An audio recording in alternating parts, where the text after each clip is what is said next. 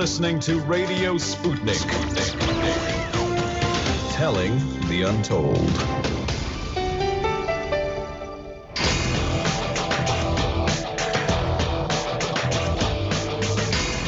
Fault lines.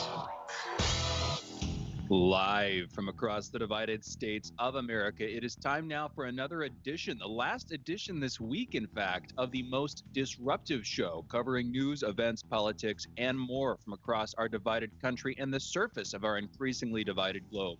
In the independent corner, I am your political analyst, Shane Stranahan. And in the left corner, I am the indefatigable, a burning ember in the darkness, your political analyst, Jamarl Thomas. And together, that means you're listening to Fault Lines with Thomas and Stranahan. Good morning, everybody, and I hope you're all having a good morning indeed. Let's get into the headlines. First up, in COVID news, at least 1,549 new coronavirus deaths and just over 60,000 new cases were reported in the United States yesterday. Over the past week, there has been an average of 54,729 cases per day. That's a decrease of 13% from the average 2 weeks earlier. As of this morning, more than 29,692,000 people in the United States have been infected with the coronavirus. Over 539,000, meanwhile, have died from it.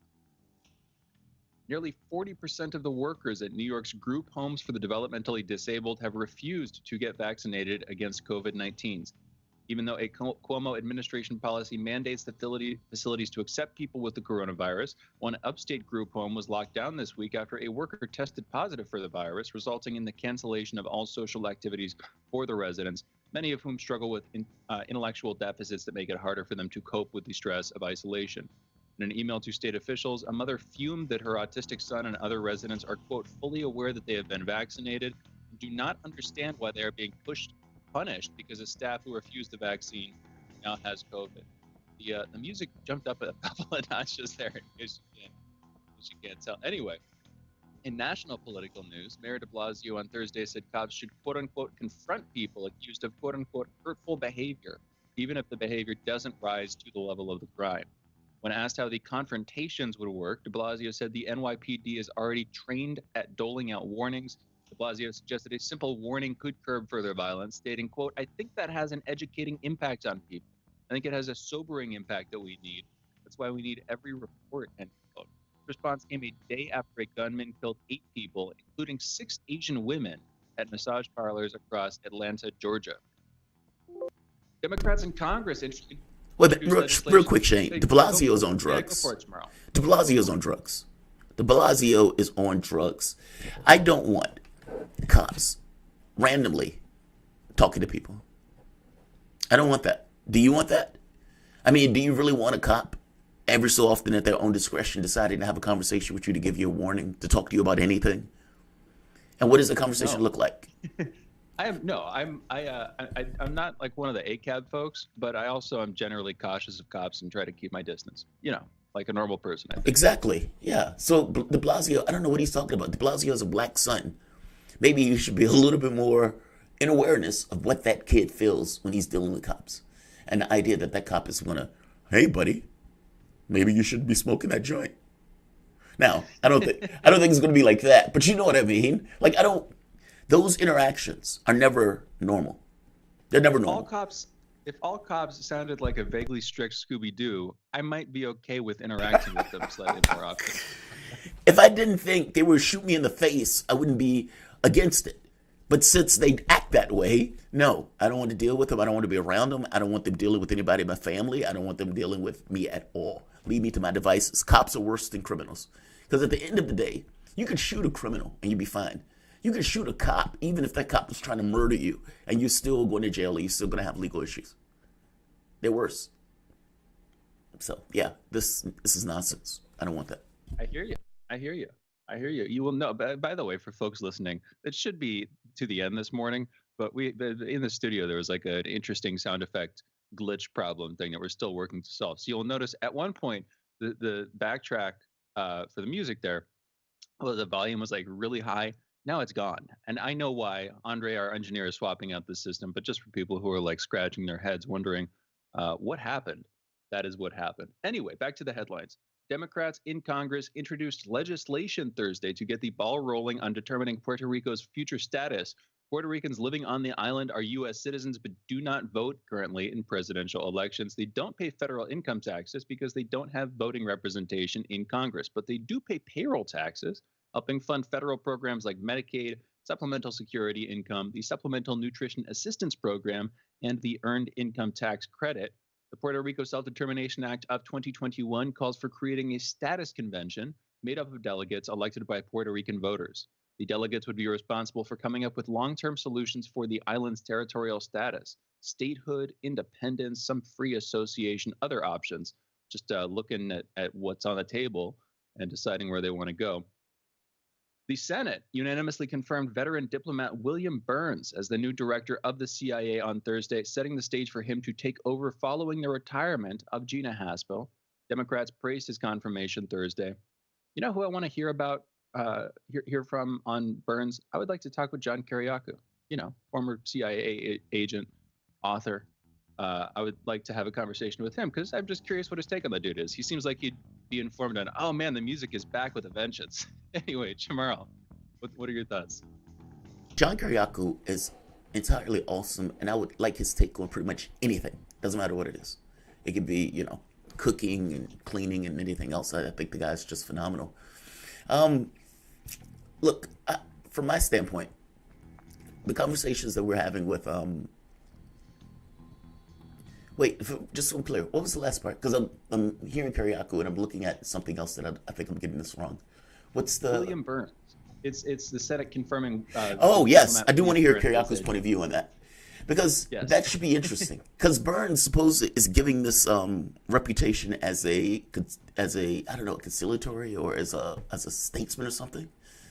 And so it should be interesting, especially after Gina Haspel. I mean, bloody Gina Haspel, the one who hid apparently it was at a black site, got caught destroying the evidence of torture tapes at that black site, and was made head of the CIA. Oh, yes. People are policy, man.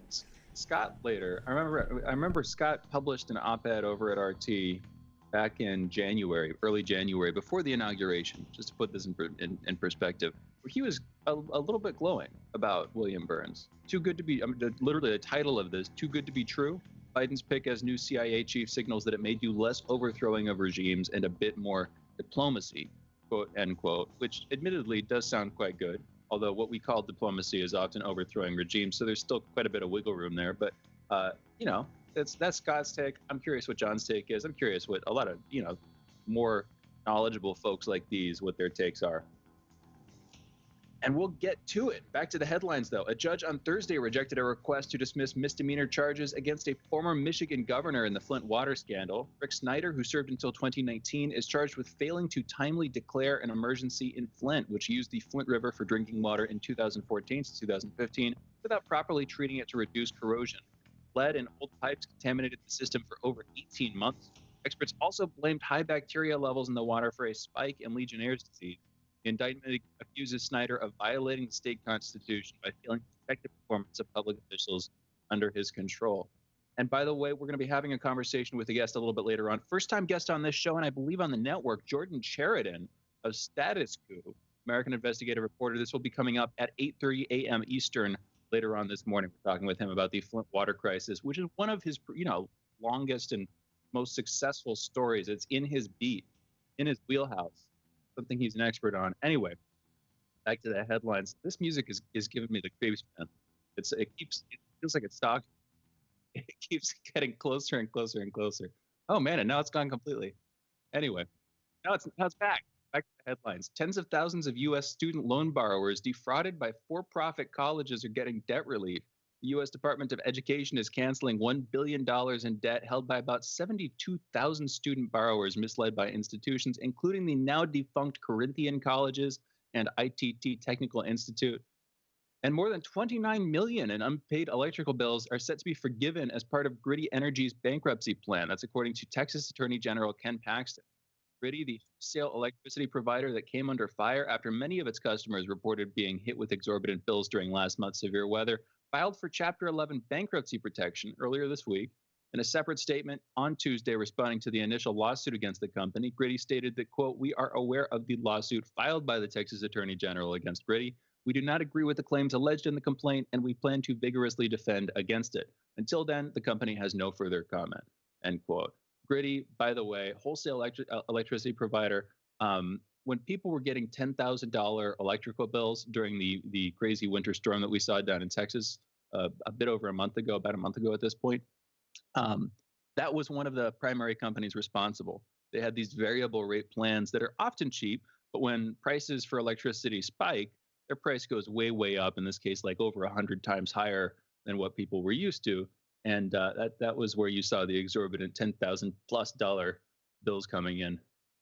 In international news, President Vladimir Putin of Russia on Thursday challenged President Joe Biden to a live debate, stating, quote, "I want to propose to President Biden to continue our discussion, but on the condition that we do it basically live, as it's called, without any delays and directly in an open, direct discussion. It seems to me that would be interesting for the people of Russia and for the people of the United States," end quote. That would be amazing. That would be the best thing. Oh, gosh, that would be so He would good. never do that. He could never do Biden's that. not going to do it. Well, there's a few points. No president would do it because no president could do it. They couldn't do it. There's we are so dishonest in the way that we, the way we put our politics, the way we talk about politics, even in the way we engage. How does the media deal with that?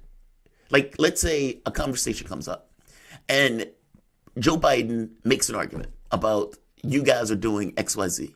And Putin brings up, well, you guys are doing ABC. How does American media engage that if it's true, especially if it's not something American media ever brings up or talks about? They don't. And Biden, even if Biden wanted to do it, you can tell from the collar marks around his neck, they would just pull him back. The administration would just tug a little bit, and they wouldn't let him go out on stage. I think Trump would go for it, though. I think Trump would be, randomly willing to engage in a public debate. But wouldn't it be great, Jamarl?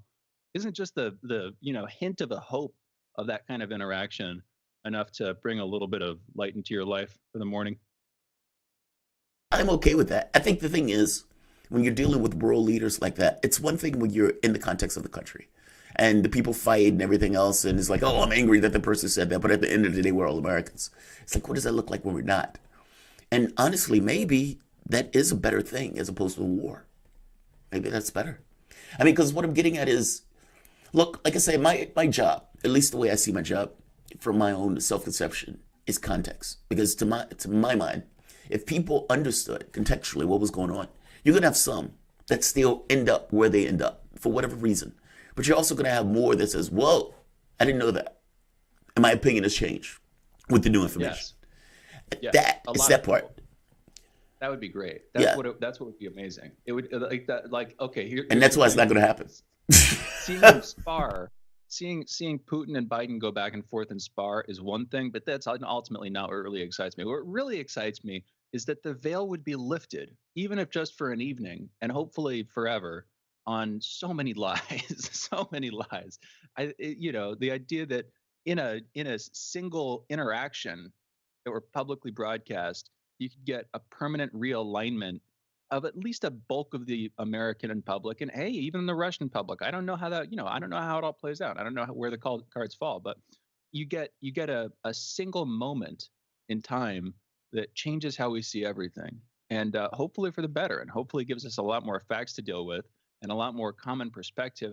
Shouldn't we have? I'll put it like this: wouldn't it be great if we live in like an increasingly open and globalized world? At least that's the premise that we've been running under for a couple of decades. Wouldn't it be great if public leaders of various countries regularly met and held like publicly accessible debates and conversations on the world's most important issues? And if instead of being reserved for like Davos and private elite forums like the G7, I get you need secrecy, but wouldn't it be really cool if like some of that stuff was publicly available and widely disseminated to us?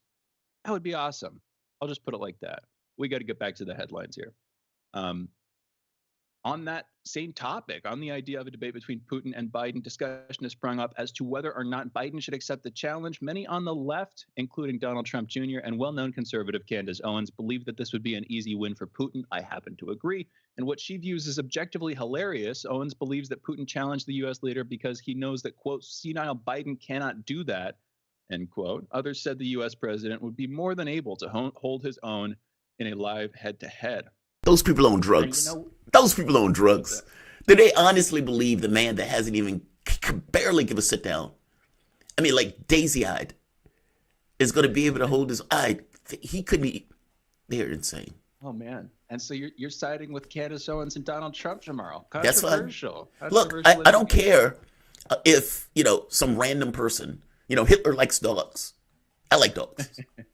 I'm not going to stop liking dogs as Hitler liked dogs. You know what I mean? Mainstream media may hit upon something that's right. I would agree with it. It doesn't really matter. It's whether or not the point is correct. And I don't believe for a moment Joe Biden could do that. I don't believe for a moment Joe Biden has the capacity, the mental fortitude to even argue for $15 an hour minimum wage. Even if he wanted to, I don't think he could do it. I hear you. You know what? I'm throwing in one last headline here. We missed there were musical distractions and long conversation about Joe Biden and Putin. But one last headline. Secretary of State Antony Blinken and Chinese Communist Party Foreign Affairs Chief Yang Jiechi took aim at each other's country's policies on Thursday at the start of 2 days of talks in Alaska. This is the first bilateral meeting the two countries have held since the Biden administration took office. Blinken said the Biden administration is united with its allies in pushing back against China's increasing authoritarianism and assertiveness at home and abroad. Yang responded angrily by demanding the U.S. stop pushing its own version of democracy at a time when the United States itself has been roiled by domestic discontent. He also accused the U.S. of failing to deal with its own human rights problems, and Beijing has since said they were disheartened by how poorly the first day of talks between the two countries went. But with that, we need to go into a break. We'll be back in a minute with our soapbox segment, Jamarl's monologue, and a short conversation between Jamarl and I. You're listening to Fault Lines. Be back on the other side of this short break. Fault Lines. Want to know how international issues fit into local ones and how local issues fit into international ones? With the historical context to tie them together, well, we're bringing it to you all by any means necessary. Tune in weekdays from 2 to 4 p.m. Eastern Standard Time to hear me, Jackie Lukman, alongside my co-host, Sean Blackman. By any means necessary, your guide to connecting the social, political, and economic movements shaping the world around us.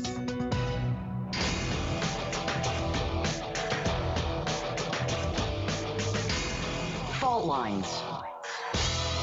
Welcome back to Fault Lines on Radio Sputnik. My name is Jamarl Thomas. I'm joined by my co-host Shane Stranahan, coming to you live out of our station in Washington, D.C. If you guys live in the area, you can catch us on radio at 105.5 FM and 1390 AM. We're also kicking around in Kansas City at 102.9 FM and 104.7 FM. If you guys are digging what Shane and I are putting down, whatever platform you're consuming this content on, give us a like and share that audio or video. If you want to join in on the conversation, you can do so with a chat, a tweet, and of course, you can reach us by phone at 202-521-1320. That is 202-521-1320. Your engagement helps makes this show what it is, so definitely don't be shy. We are still living in the media universe that has been, let's say, taken by a U.S. president that is basically called Vladimir Putin a killer. More importantly than the killer part, because I'll get back to that. He has no soul. That's the part. Like Shane made the point yesterday, that's the part that stings. Because what are you saying when you say that an individual has no soul? They're not human. They're the devil. They're Satan. They're Nazis even. I mean, what are you saying when you take it to that particular level of politics? And does that not sound like Trump? I remember liberals losing their mind when Trump said, Rocket Man this, Rocket Man that. And oh my God, he's so belligerent. Oh, the bellicosity. We can't deal with the bellicosity. And within a few days of taking office, the U.S. president has just now said that the peer president in the in Russia, a country that basically has just as many nukes as we do, that guy is a killer. I love that. And the media's self-conception of itself and self-conception of America doesn't allow them to ask actual, honest questions that should honestly and rationally bring some context to the conversation. Should ask the president, Mr. President, please put some pants on. We can't have you walking around the interview with your testicles flailing about like that. That's not good TV. They should be able to ask the follow-up question. So Jen Psaki, again, my guilty pleasure, watching the White House press briefings and watching the State Department briefings. Of course, she was going to be asked about this. And I don't necessarily know if we could do the audio, so I can't necessarily bring you the audio clips. We can. Oh, excellent. So let's do this. The first clip is going to be Are Our Leaders Killers? Now, in fact, let's do this. Let's do Putin Response first, because all of this is related to what Joe Biden said. We know what Joe Biden said. And let's just get Putin's response first before we go into Biden's clips. So if you have that, Andre, let's play that one. Я бы сказал ему, будьте здоровы. I would wish him good health. I'm not joking, I mean it. Secondly, I want to say that in the history of every country, there are many tragic and dramatic events. But when we judge people or other nations, we look into a mirror. We see ourselves there. We impose on others what we see in ourselves. Соединенные Штаты. The United States government wants to maintain certain relations with us, but on the issues of interest to the United States itself and on their terms. They think we're just like them, but we're different. We have a different genetic and cultural moral code, but we know how to protect our interests. Yes, we'll work with them, but in areas that are of interest to us and on terms that benefit us, and they will have to deal. We don't like that. We don't like that. That breaks our rule.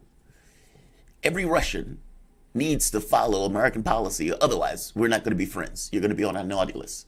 Think about it for the moment. The clip that I played yesterday with Jen Psaki basically making the argument that Russia and China vaccine diplomacy is problematic. Why? Because they don't have strings attached. Now, what does that mean? That means that countries, or basically by definition, the U.S. is using their vaccine and the illness and the death that are coming from people having this illness as a means of diplomacy. You want this vaccine, you want your people to not die of asphyxiation in hospitals, then you better bow down. But the other part to this is the telling and getting Brazil, a country with 300,000 dead people, to not accept the Russian vaccine.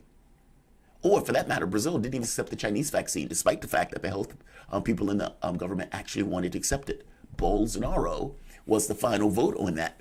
The point I'm trying to make here is that the pushing, the getting these governments to not accept that stuff is causing a death in those governments. Our perspective is basically every Brazilian life matters less than U.S. foreign policy. And Bolsonaro was stupid enough to agree with that sentiment to the tune of 300,000 dead Brazilians. I think it's at 280,000 or more at a certain point. I want to go further to this. Psaki is being asked about this at the press conference. And the wildest part about this is that the press knows something is wrong here. Something is wrong with the president behaving that way. Something is out of whack with the president acting in that way. And they also know this sounds hypocritical. But can you say that? And can you ask the question in a way that needs to be asked? That's why we're needed. That's why we're needed. Because they can't. Let's play the clip of Psaki being asked, basically, are other leaders killers? Because that's the interesting part, right? If you're saying that Putin is a killer, what about other leaders that we're friends with? Let's play this clip. I love this clip. I regret calling Vladimir Putin a killer. No, the president gave a direct answer to a direct question. So then how is that, you don't want to escalate tensions, how is that constructive to the relationship when you talk about diplomacy being primary between the U.S. and Russia? How is calling Vladimir Putin a killer constructive to that relationship? Well, President Biden has known President Putin for a long time. They've both been on the global stage for a long time, worked through many iterations of a relationship between the United States and Russia, and he believes we can continue to do that. Does the president believe that the leaders of Mohammed bin Salman, the head one? That's a non-answer. And where he was going with that is MBS, Mohammed bin Salman, is he also a killer? What other leaders around the world are killers. He was going to go down the list about friends associated with the U.S. and ask whether or not they were killers. That is not even the strongest conception of that question, even though he was hinting at the question. Does Joe Biden also consider himself a killer, is the question. Or are his actions and the consequences of those actions separate and distinct from his own self-conception? That's the question. When Joe Biden got in office, he killed 22 people. And I'll quote the New York Times. Little is known about the group, including whether it's backed by Iran or related to the organizations that use the facilities that American airstrikes are targeted on Thursday. So despite the fact that Joe Biden is saying he's teaching Iran a lesson, it seems the lesson is entirely, potentially, theatrical. They don't even know whether the group is back with Iran. And that even goes beyond the point that the United States should not be attacking a sovereign territory, consider it's breaking our own laws and breaking international law. They're not going to ask the question in that way, even though they should. Joe Biden killed 22 people. Is Joe Biden a killer, or does his self-conception extend beyond this notion that his actions don't matter, or that his actions shouldn't be included in his own self-conception? That's the question. Not, is MBS a killer? You keep getting around the edges of that stuff. And one last point. Psaki responds to Putin because they asked her, say, hey, Putin says, sweep around your own front door and look in the mirror, buddy, and you're basically a bull pretending that it's something else. Let's play the clip. The president said yesterday that the U.S. is in talks with several countries about sharing vaccine. Mm-hmm. In the past, you criticized Russia and China for so-called vaccine diplomacy, and you suggested that it should be done through international projects. Let's stop that one, because I must have made a mistake on putting that clip up. But basically, Psaki made the point of United States grows, and we have this amazing ability for honest reflection, and we can just, move on and grow from that stuff. The follow-up question should have immediately been, okay, at which point have we grown, and in what areas? And does that include coups? That does include knocking over governments? That's the question. And they never get to the question, meaning they never make the question specific. The question is always related to something else. When it gets to honest, pointed questions to give honest context to their world, especially pointing out the hypocrisy of what they're doing, the press corps is incapable of doing that job. They fail America in getting America the information that they need. Shane, what are your thoughts? Because I enjoyed this, like I say, I enjoy watching the White House press and Ned Price. Love it. Ned Price would take 10 minutes to answer a yes or no question. And Psaki does some of that stuff too, especially on stuff that they don't want to answer. So what are your thoughts? It's a performance. It's like you're watching The Matrix, and when Neo's dancing around the bullets, it's like they're dancing, evading the questions. They're just watching them get slung past them as they use words to not actually have to answer the question. So coming back to the specific clip that you played earlier, where the guy was asking, how is this constructive? But Biden calling Putin a killer, how is this a constructive aspect of our relationship with Russia? Her response is basically, well, they've known each other for a long time, so he knows what he's doing. That kind of thing. That's not actually responding to the question in any way. She's not actually defending what Biden did there. She's defending him as a person, saying, well, they both have been on the world stage for a long time. They've known each other, but that's not actually a response to the question. And I think that she would have a hard time responding to it if she had to answer it bluntly. If somebody cast a spell on her and she actually had to answer the question that was asked of her, she would probably have to say, well, no, this isn't exactly constructive. Biden might be acting out a little bit, but we also see ourselves as having a seriously adversarial relationship with Russia. And I don't know what else she'd say. And Biden is trying to make that worse. And Biden is trying to fit himself into that and show his strength against this other country. I guess something like that. But no, this is exceptional. Jamarl, you and I had a conversation off the air yesterday. We're talking about what led up to this. And you pointed out, Trump was an acceleration of this kind of rhetoric where a leader is speaking off the cuff in ways that are not just unprofessional, but unstatesmanlike. And in the process, they tarnish our global reputation. I would say this started earlier than Trump, but I definitely saw where you were going. But I would say this is a serious escalation for the worse. Because like we had, like where we went in that conversation, Trump's strategy was, okay, he talks smack, and then at the end of the day, it seems like what he's constantly trying to do is go to the negotiating table. He's trying to extract concessions by using verbal abuse in order to, at some point, come back together and reach some new compromise with the other party, ideally one that's entirely in his favor. But hey, there you go. Biden is not heading towards that. It doesn't seem like Biden's strategy is, okay, well, I'm going to insult Putin and say he has no soul until we get to the bargaining table and we get some new deal ironed out. It seems like he's just on this bent. It seems like the State Department, the intelligence community are just sort of dead set on using Russia right now and increasingly China as geopolitical tools and foils for our own ambitions, and constantly blaming them largely for our mistakes as we go about making money on the military industrial complex and doing more. And what's sad to me and what's sickening to me is that, like Michael said when he called in the other day, at the end of the day, the final resolution for this stuff isn't going to be at the negotiating table. It is going to be war, all-out war. If we keep going on this path, and the people who should be in charge, the people who should be steering the ship of our world, not just our state, seem to be either asleep at the wheel or drunk on power or something, because it just keeps getting worse and worse and worse. Anyway, I'm rambling. I'm over time at this point. We've got to go to a close and come back on the other side of this break with our next guest, Peter Oliver, talking about vaccine nationalism in the EU and conflicts over the Irish border, sea border there. Again, you're listening to Fault Lines with Thomas and Stranahan. Be right back on the other side of this short break.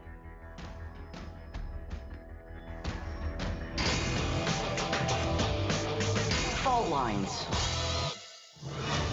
You're listening to Radio Sputnik.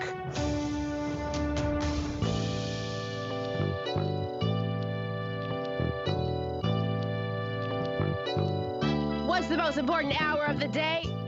It's the Critical Hour with Dr. Wilmer Leon. On this show, we don't just deliver the latest headlines, we divide the real from the fake. Tune in to hear from some of the most brilliant political minds of today, get in-depth news and analysis that goes beyond the surface and dig straight into the details. Set your clock to the Critical Hour for a news perspective unlike any of those other guys. Tune in to the Critical Hour with Dr. Wilmer Leon, weekdays 6 to 7 p.m. Eastern, and catch us on Facebook Live. You're listening to Radio Sputnik.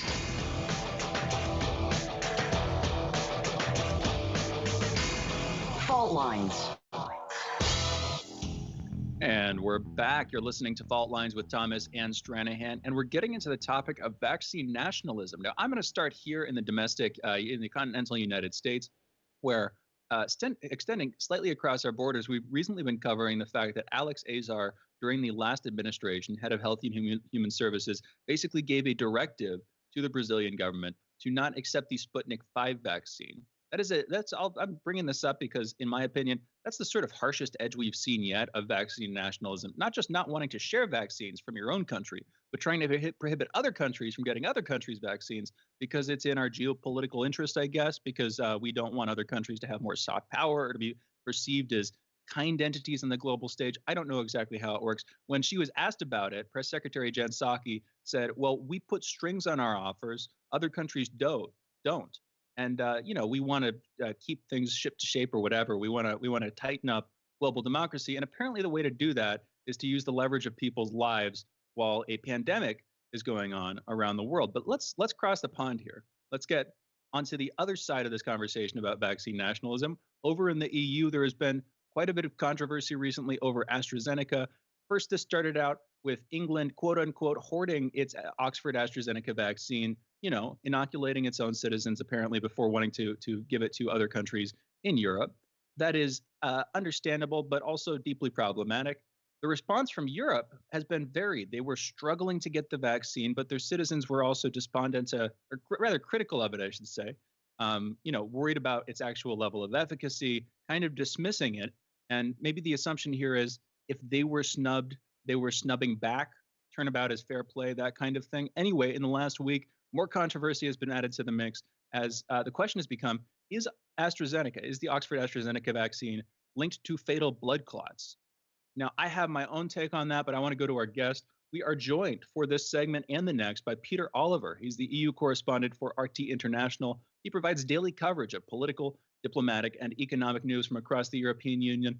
You can follow him on Twitter, by the way, at PeterGOliver_RT, and you can catch his reporting weekly on RT International. Peter, thank you for joining us. How are you doing this morning? Thanks very much. I'm very well, thank you very much. We've got snow again here in Berlin, which is a little unexpected, but never mind. Vaccines, that's more important. That sounds great, though. But please, no, that sounds great. I'd love to visit Berlin at some point. And snow sounds delightful. But I think people dying in the streets is a little bit more important. So let's get to that. Peter, I laid it out there. What's your take? Right. What we've seen is 20 nations in the European Union stopped the use of the AstraZeneca vaccine. We'll get to this bit first.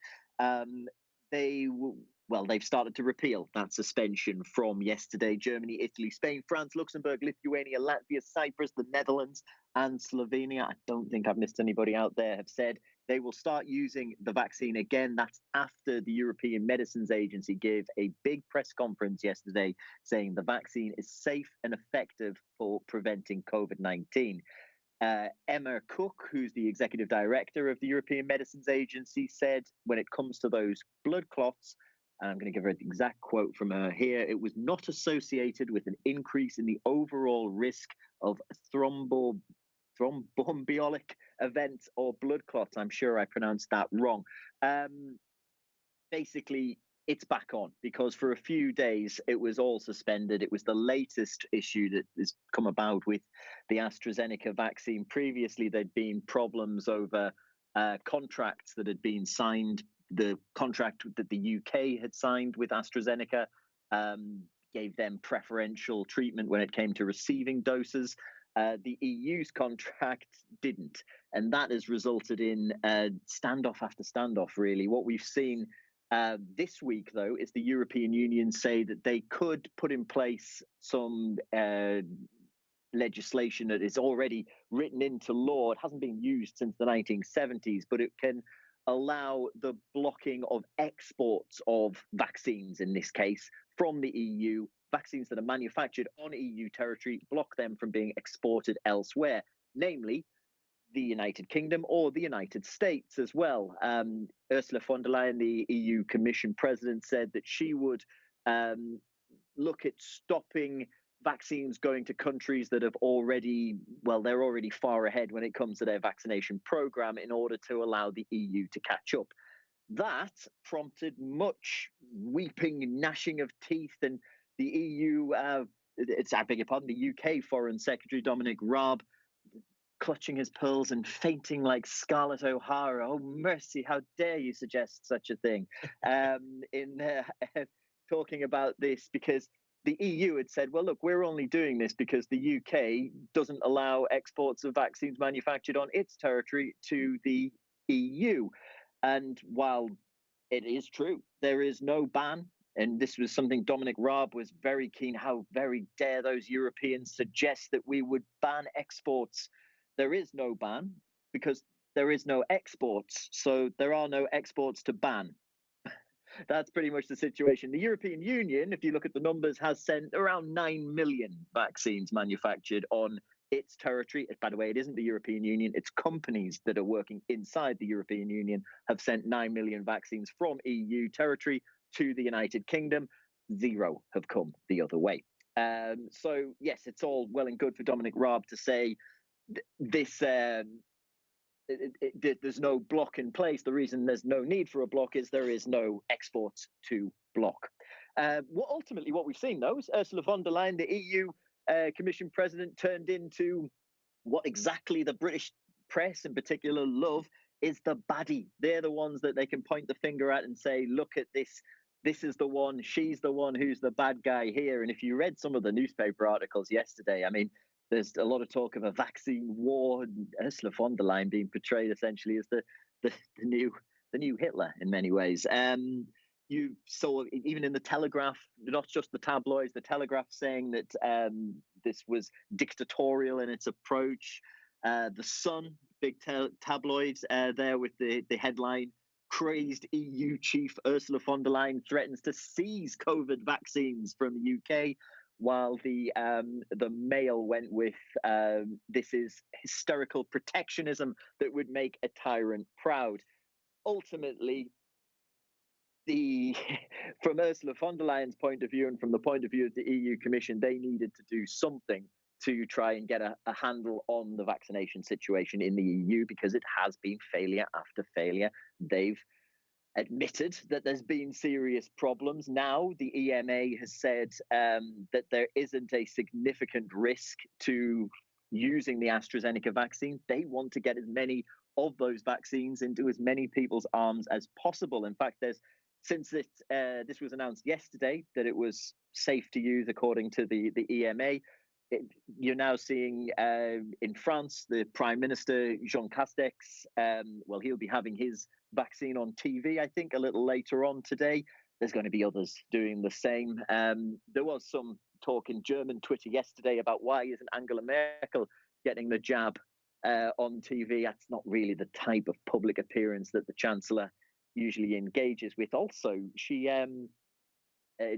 over 65. So there was some concern about the AstraZeneca vaccine being used in that group. So I think it's highly unlikely you're going to see Angela Merkel in one of those PR stunt positions. But while a lot of people have started reusing and going back to the AstraZeneca vaccine, there are a few countries that are still a little more reticent. Spain has said they're going to wait until next week. Sweden have said that they're not going to be resuming anything immediately. They're going to take at least a week to review what the EMA put forward yesterday, and then they'll be making their decision. But the vast majority. Also Denmark. Yes. I believe Denmark too. If I remember correctly, Denmark, I believe, was the first country to put these, grievances, these complaints, the possibility that this was connected. They were the first to respond to that. Yeah, Austria and Denmark were the first two, really, and it was followed by deaths in those countries from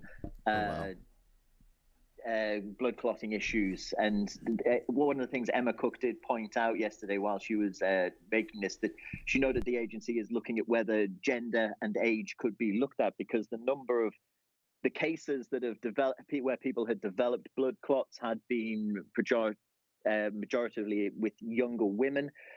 She said it's still very premature to conclude whether specific groups are at increased risks, but that was the next stage of the investigation that was being carried out. So here's the thing that they probably won't tell, and they don't want to tell. Like if I'm working on a piece of software, let's say they hire me for a company, and I come in, I add some software, I add some code in, they say, okay, is this going to break anything? I can give you my best example of no, but do I know that? Especially when you get a situation where 50 million people are going to use it.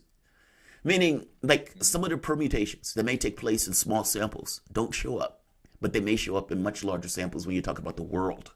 And so you're right. There could be this kind of weird genetic anomaly that some people get that other people don't particularly get, that they're unclear of because the mRNA vaccine is somewhat new. Like, all of this is new science, and we're at the cutting edge of it all at once. COVID was just so bad that they decided to introduce it into the market. From the standpoint of Europe, we were talking about this yesterday. When it calls somebody European, it's like, are they German? Are they Polish? Shane was making the point that there are so many different groups that it's hard to really, that the name of it, unless there's this kind of singular culture and everything else. And maybe there is in the larger context of things. But this back and forth between the UK and the EU, we always talk about it from the UK perspective. What is the EU and some of the countries in the EU thinking about the UK's behavior? I mean, because I would imagine they don't consider this as her being a dictator. They would consider this as her doing due diligence to ensure that they're vaccinated. I often am surprised by how little the majority of Europeans care about what the UK perspective is.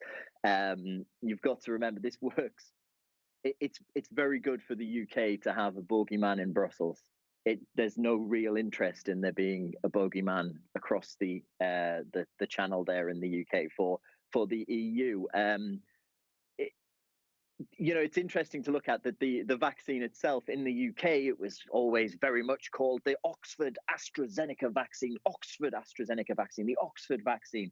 it's just A called point of pride, the basically. AstraZeneca vaccine here, because obviously, even though it was developed very quickly and very well by Oxford University at labs there, it was done so with by a half Swedish company with funding from the European Union and science and technology advisors from Germany, and it's manufactured in Belgium and other places around the EU. And it is pretty much a one-way street in a lot of cases, with that animosity towards the EU and towards the EU from the UK as opposed to the other way around. I mean, I read out some of the headlines that were mentioned there.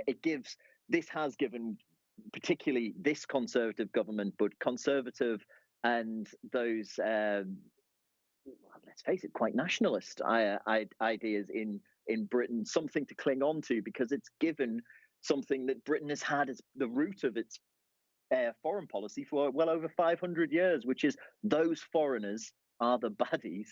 They don't want our lovely British medicine. And that's exactly what a lot of the British government have put forward. How dare they do this? How dare they suggest that we have blocks in place? Well, as I mentioned earlier on, there are no blocks because there's no export block. Real quick, for 30 seconds, why does the British population think that there is medication to send outside of the UK? Why do they think that there is? Because you said there's no medication going from the UK to the EU, and their perspective is that Britain is putting a ban on that medication. Oh, but why is that the perspective if Britain doesn't have any medication to send? Both my parents have had the. I'm originally from the UK. You can probably tell by my voice. Both my parents, a lot of my family, have had the AstraZeneca vaccine. My granddad was one of the first because he's in his 90s. He had the Pfizer-BioNTech one. But they were all under the assumption that this was made in Oxford. They don't realise that it's come from. This is how it's put across. This is the Oxford vaccine. This has been handcrafted by somebody decked out like a.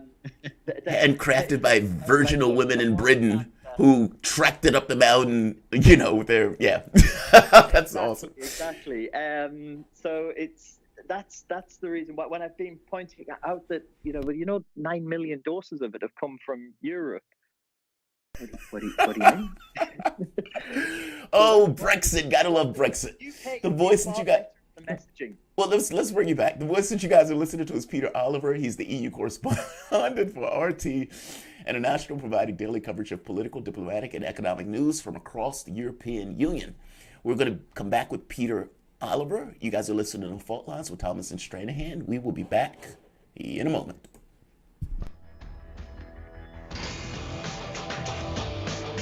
Fault Lines. Epidemics and pandemics could kill millions of people, and they actually did. Centuries ago, deadly outbreaks called the Black Death, the Plague of Justinian, and the Spanish flu ravaged countries, empires, and whole continents. Some of these diseases are still present around the globe. Others have become a thing of the past. Discover how these ancient and not so distant outbreaks from previous centuries differ from modern-day SARS, MERS, and coronavirus pandemics. Listen to our new series, Outbreak: The Deadliest Epidemics in Human History, this week on Radio Sputnik.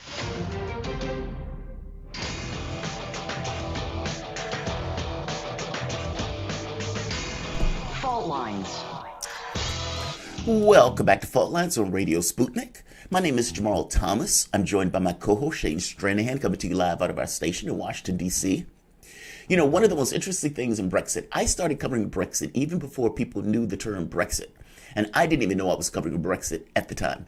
I used to watch Nigel Farage go to the European Union with all sorts of anger and fury, saying, "We're leaving!" shaking his fist at all of the members there. One of the greatest speeches, if you ever look at the European Union, if you only ever watch one, or go to look at one, the day that Brexit and the referendum goes through, and the very next day or the very next time when Nigel Farage goes in and he is a conquering warrior. But at the end of that, Nigel Farage says something very interesting and conciliatory and admits on some level the weakness of his hand. When we get into these negotiations, cut off your nose to spite your face. Because what he understood was that Brexit was not going to be easy, despite the fact that he was pushing for it for all of those years. The unresolvable issue is that Northern Ireland is part of the UK. The Republic of Ireland is part of the European Union. The Republic of Ireland and the UK are part of the UK. If the United Kingdom decides to leave, the Republic of Ireland isn't going anywhere. And the question becomes, how do you keep your trade relationships with the European Union if you're going to start changing your rules, regulations, you're going to start changing your qualifications for various items that are coming into the country? How are you going to maintain your trade relationship with the European Union when the European Union has very strict rules on what goes in to that same European Union? The European Union and this issue has come to a head now because Boris Johnson kept acting like there was never going to be checks on the Irish border. They would have to be by definition in order for you to leave, again, because the Republic of Ireland isn't going anywhere. It is staying part of the European Union. So the EU on Monday launched legal proceedings against the United Kingdom over breaches of the Northern Ireland Protocol, the Good Friday Agreement.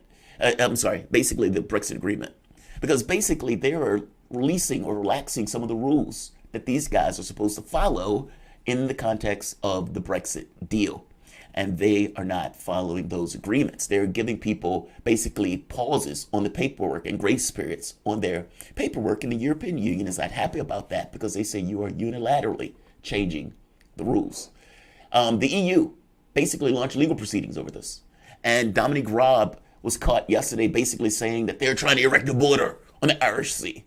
So there's been words and fury going back and forth between the European Union and the UK over this very specific point. But the truth of it is, Brexit, if ever you're going to leave, always had that unresolvable problem of putting a border on the Irish Sea.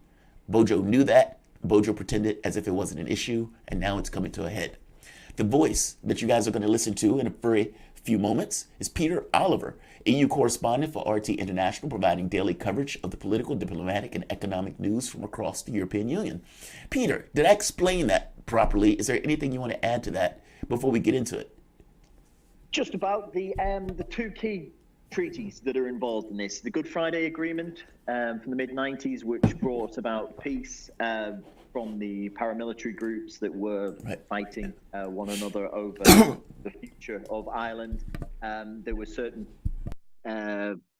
things put in place in that treaty that would allow the freedom of a border. There would be no checks, because there had been military checkpoints, of course, all across there with the British Army policing that British border on the island of Ireland, that they would all go away. And what you have is a situation whereby that border is not just porous, it basically doesn't exist as far as the border goes, apart from a few signposts everywhere.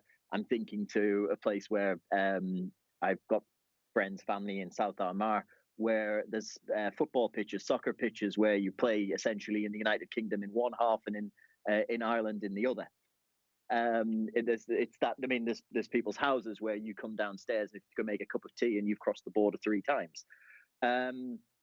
What you have is the Northern Ireland Protocol, which is part of the Brexit Agreement, which is designed to keep that free border, that open border, a free and open border, which means that anything coming into Northern Ireland essentially has to live up to EU rules. Now, in order to do that, you essentially have a border down the Irish Sea. Now, this was something that was all part of that Brexit agreement that was agreed by Boris Johnson's government. Now, what you have is the Foreign Secretary, Dominic Raab, being accused of, well, in very diplomatic language, a total misunderstanding of the Brexit deal. That's by Maroš Šefčovič, the EU Commission Vice President.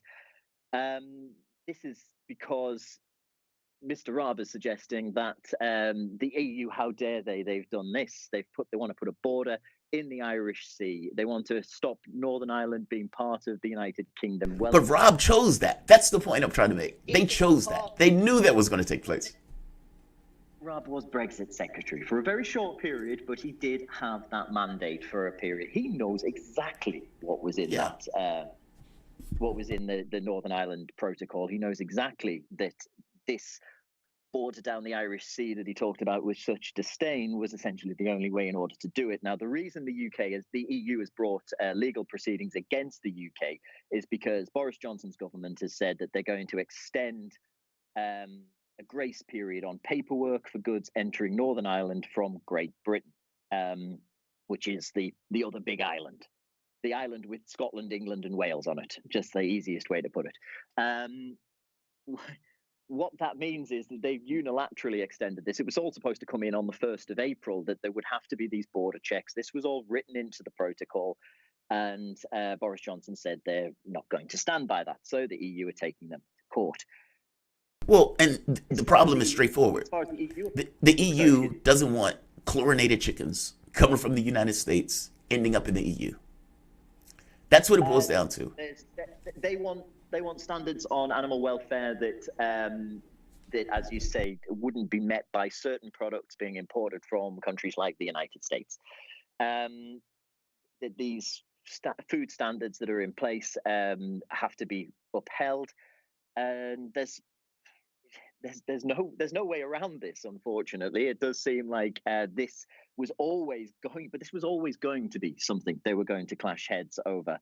In fact, it came to a head a little bit when you said about what Dominic Raab had to say. It came to do with the United States, and with Joe Biden being president now, we are hearing more and more, certainly on this side of the Atlantic, about the powers held by the Irish American lobby, particularly when it comes to dealing with any future trade deal that the UK may get with the US. It seems highly unlikely that a trade deal would be agreed with Joe Biden as president, because he has said numerous times that anything that puts the Good Friday Agreement at risk will not get even a look, never mind a signature. So how does he deal with this? I mean, the British population is not going to want the Good Friday Agreement crushed. I mean, the troubles and all of that stuff that was going along with it, they don't want that to come back. And I would imagine they're greatly concerned about it. Boris Johnson, as prime minister, is in a position where he's told those people there's not going to be a border. There's not going to be a border, period. And yet, he signed an agreement that had a border. How does the British population itself absorb that information? Meaning, the EU is not going to budge on the border issue. There is how it's received by the British public is similar in a lot of ways, it seems, to how it's being received by the UK government, is with fingers in ears and whistling away to try and say it doesn't matter right now. As far as the Brits are concerned, that's going to be in place until at least October, they say, and there is no solution to this apart from a border down the Irish Sea. You're right in what you say, that this is something that's continued on for a long time. It was something we knew that was going to be coming out. Ultimately, we have seen things start to turn a little nasty. EU staff and British staff that were at border checks in Northern Ireland were sent home. This was because of threats from unionist groups that were saying there is no EU border. They thought they're being cut out of the United Kingdom. And that is a big risk, particularly when you're seeing certain groups that have put down weapons for a long time, that have not had any real type of presence for a long time. You're starting to see them not re-emerge, but to remind you that they're still there. They're there, right there. That's what I was curious about too. With all of that time that has passed, have those people gone away? Like, how do those people, are those people going to go into the box like John Wick, and they crack it open, they pull out the suit and the guns? Is it going to be that moment in Ireland? I'm joking partially, but it's a big deal. Yeah. Like the back and forth that went place, America doesn't quite get it. That the Good Friday Agreement was profound in its implications in regards to creating a peaceful environment between Northern Ireland and the UK. This breaks it. How the nations reacted with one another, generations of growing up not knowing border checks by the British Army at checkpoints there, that this has just been something from history books. There won't be a return to that. That's something almost impossible for the British government to condone doing. Peter, I have to stop this. Oh, we got to get you back because I'm very curious about this and how they expect this to play out, especially in Ireland. But the voice that you guys were listening to is Peter Oliver. He's the EU correspondent for RT International, providing daily coverage of political, diplomatic, economic news from across the European Union. You can follow him on Twitter at PeterG_Oliver_RT and catch us reporting weekly on RT International. You guys are listening to Fault Lines with Thomas and Stranahan. We'll be back in a moment with headlines.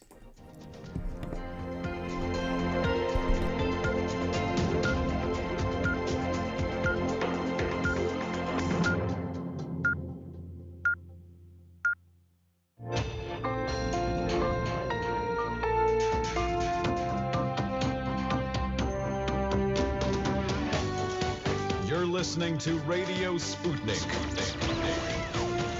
Telling the untold.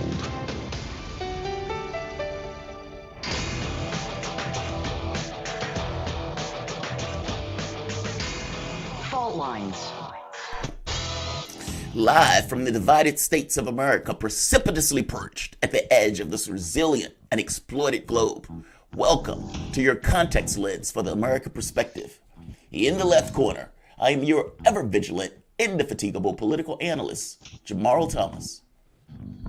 And in the independent corner, I am your political analyst, Shane Stranahan. That means you are listening to Fault Lines with Thomas and Stranahan. So let's get to headlines. Yeah, that last question. Oh, we should have got to that a little sooner. That's my bad. What is the Irish perspective on this? And look, I was watching when this was taking place, when the debates were taking place. I would hear people from Ireland make the point of like the trade relationship between the UK and Ireland. Are we even thinking about that? Are we thinking about what's taking place from the Good Friday? That stuff was coming up. It just was ignored by the government. It just wasn't the main thought of the government. But people in Ireland were talking about it, or professors, or at the very least the people I saw talking about it. This was a known issue.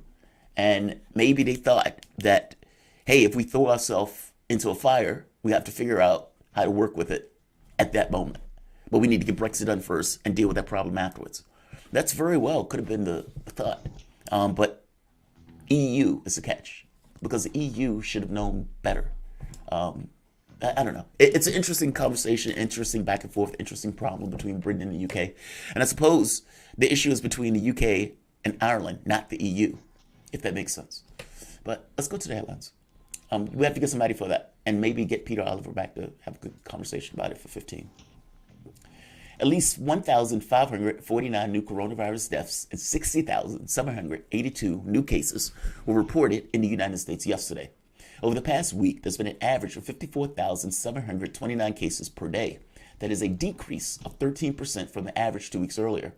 As of this morning, more than 29,692,800 people in the United States have been infected with the coronavirus, and more, or over, 539,000 human beings, mothers, fathers, daughters, sons, have died from that virus. Nearly 40% of the workers at New York's group homes for the developmentally disabled have refused to get vaccinated against COVID-19. Even though the Cuomo administration policy mandates facilities to accept people with coronavirus, one upstate group home was locked down this week after a worker tested positive for the virus, resulting in cancellation of all social activities for the residents, many of whom struggle with intellectual deficits and make it harder for them to cope with the stress of isolation. In an email to state officials, a mother fumed that her autistic son and other residents are, quote, are fully aware that they have been vaccinated and do not understand why they are being punished because a staff who refused the vaccine now has COVID. This is an interesting story. So if you remember, I think it was a while back, maybe a few weeks ago, I had made the argument that the United States and the public of the United States will be okay with staying indoors, the majority. You get maybe 5 or 10% that will buck the trend. But for the most part, they don't want to die. They don't want their family to die. They will stay indoors. The moment that more people start to get vaccinated and the numbers start going down, the agency, the authority of people like Fauci or people in the CDC and the World Health Organization will be supplanted by government and by choice and policy choices that need to be made in regards to trying to get the economy and the public back up to some level of normality. And Fauci and their proclamations will matter less, because at that point it becomes more of a political decision. You also have this difficult part. Fauci is saying people are going to wear masks into the next year, even after being vaccinated. No, they're not. And your agency in trying to get people to make that choice is going to entirely evaporate the more people get vaccinated. You are going to get, especially when you get 50-50, let's say half of the public is vaccinated. That half is not going to want to wear masks. It's not going to want to stay in the house. It's going to resent having to do so, especially having have done so for the last year. You can make the argument that they are unsafe, but the moment they feel that they're safe, they're going to balk against that argument. These residents were basically saying, my kid need to be able to engage, and we are at a detriment when we can't engage.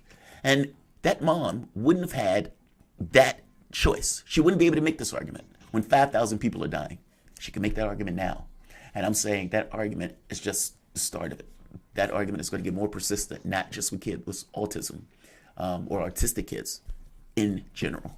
Mark my words. I'm right on this stuff. Mayor de Blasio on Thursday said cops should confront, his word, people accused of hurtful behavior, even if the behavior doesn't rise to the level of a crime. When asked how the confrontations will work, de Blasio said the NYPD is already trained at doling out warnings. De Blasio suggested a simple warning could curb future violence or further violence, stating, quote, I think that has an educating impact on people. I think it has a sobering impact that we need. That's why we need every report, unquote. The response came a day after the gunman killed 8 people, including 6 Asian women, at a massage parlors across Atlanta, Georgia. Isn't that just stop and frisk? Isn't that just stop and frisk? How is that not just stop and frisk? The cop was stopping a person. The person wasn't doing anything wrong. The person wasn't doing anything violent. The person was going about their day. And 80% or more of those people that were stopped were black or Hispanic. How did that work out for you? Was that awesome? The stop and frisk? And is de Blasio another leader in New York coming to that assessment? And by the way, de Blasio has a black kid. How does that black kid feel about being stopped and harassed by cops? Because that's all you're talking about. I don't even know what the engaging harmful behavior, even if it's not breaking law. What harmful behavior are people engaged in that is not quite breaking the law? I wanted you to tell me about that. And again, beyond that point, that would mean that cops are basically stopping people for non-crimes. Why are cops stopping people for non-crimes? And do you think cops or people want to be stopped or talking to cops under any circumstance? What if I have a bag of pot? And let's say I happen to be one of those unfortunate people in a state that it's against the law. And me having a conversation with this cop who just sees me and just wants to talk to me, smells the weed on me.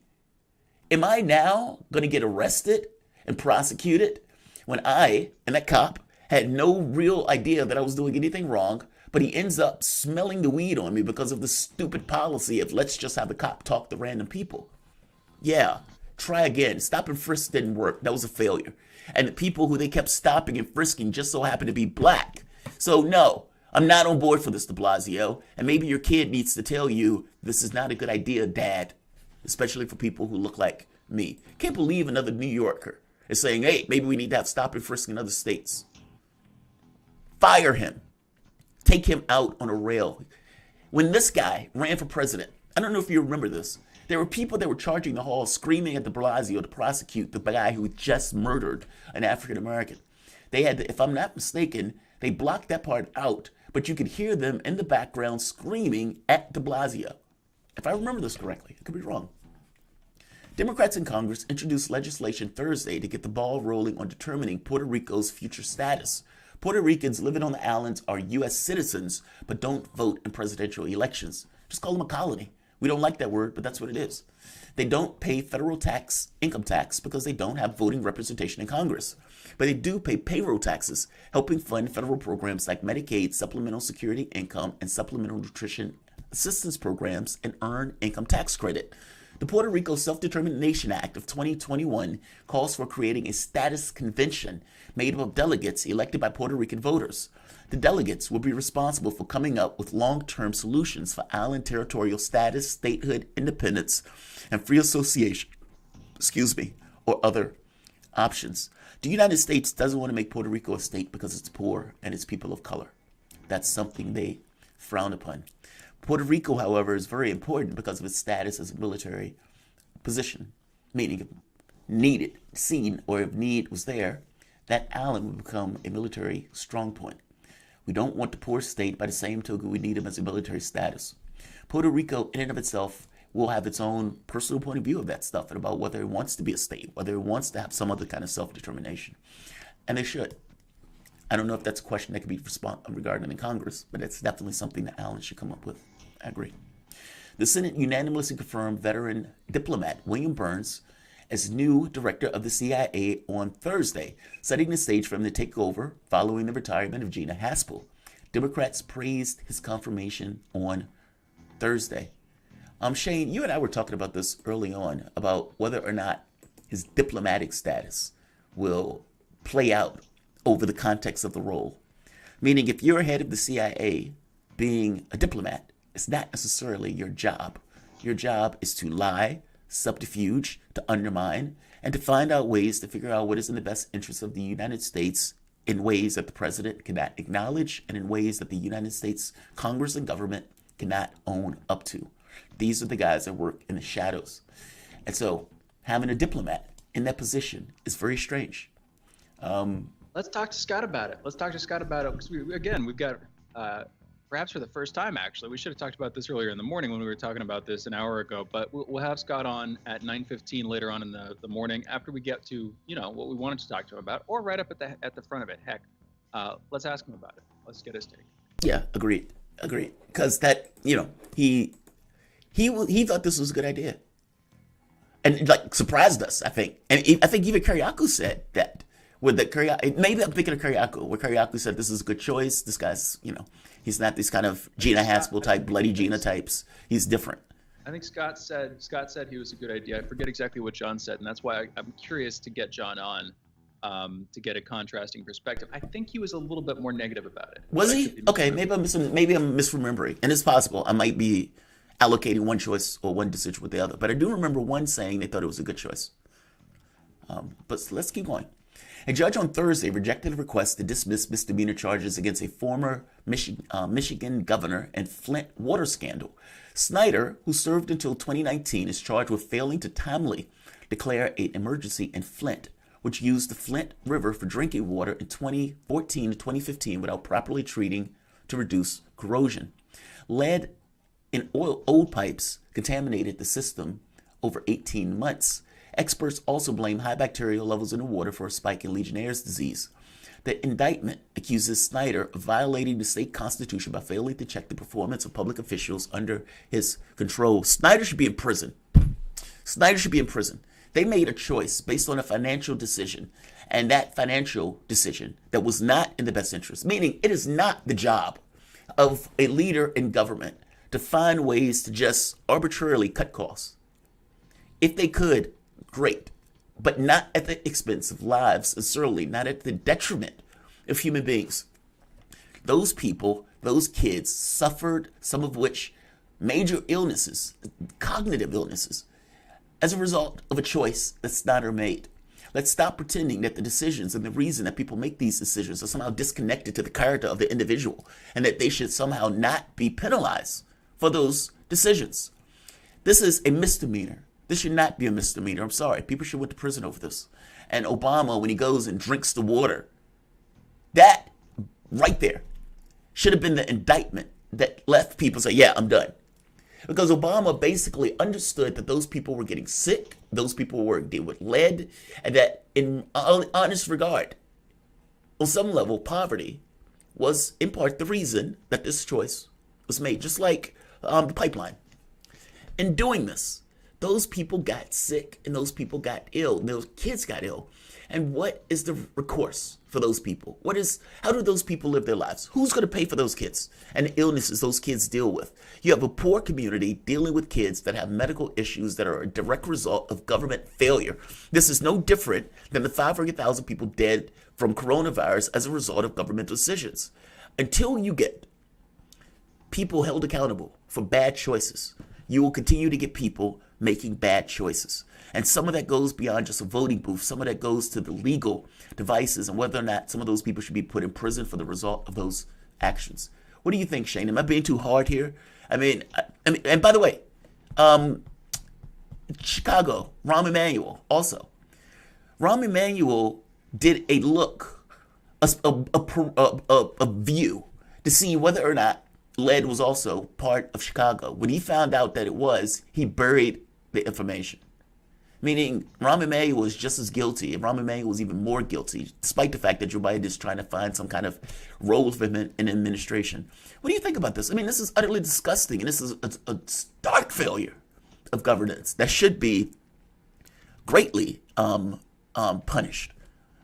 What are your thoughts? Yes, 100% agreed. No, this sort of thing is terrible. If we were to hear about this happening in another country, say we heard about this, not in a slightly more developing country like India or something, but say we heard about this happening in France or Germany, roughly on the same technological level of development as the United States. If we heard that this had been an ongoing problem for years and that local officials were covering it up and that the public, the general public, knew about it, had been informed about it, the documentaries had been made about it, that this had been an ongoing issue, and yet still it was ongoing, and the public officials who covered it up were never brought to justice, we would say that was ridiculous, and we would criticize it. It would become one of the main columns of our criticism of that country. We'd bring it up in New York Times articles when we spoke about that country, et cetera, et cetera.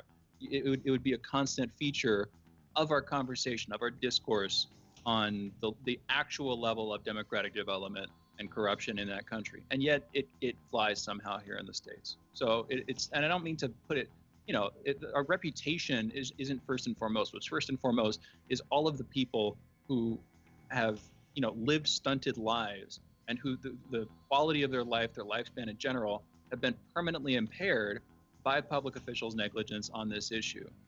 That's first and foremost. But hopefully sometimes shame gets people into a greater degree of self-awareness that actually can help them to, self-correct a little bit. That's why I bring it up. But it's a shame, at the very least. It's a shame, and it's something that we should have fixed a long time ago. And that would include charging the public officials who are responsible for this and making sure that they couldn't be successful politicians again. I don't care what they do in their personal life, as long as they're not in charge of a water treatment system.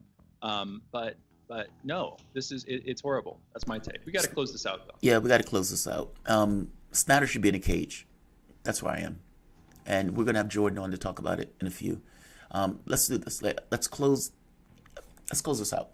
Those are your headlines. You're listening to Fault Lines with Thomas and Stranahan. We will be back in a moment. Fault Lines. Want to talk? Get in touch with us at radio@sputniknews.com. Tashawn, what do you want to talk about today? Well, Bob, that's easy. I want to talk about the need to stop the development of self-driving cars. Again, Sean, you're driving me nuts. I think the self-driving car thing's already out of the gate. No, it's never too late. See, now the leading experts in the field, just pick one, whichever one, leading experts have repeatedly warned us about the dangers of artificial intelligence. Look, I'm telling you, man, we have to stop the robots by any means necessary. I see what you did there. Yep.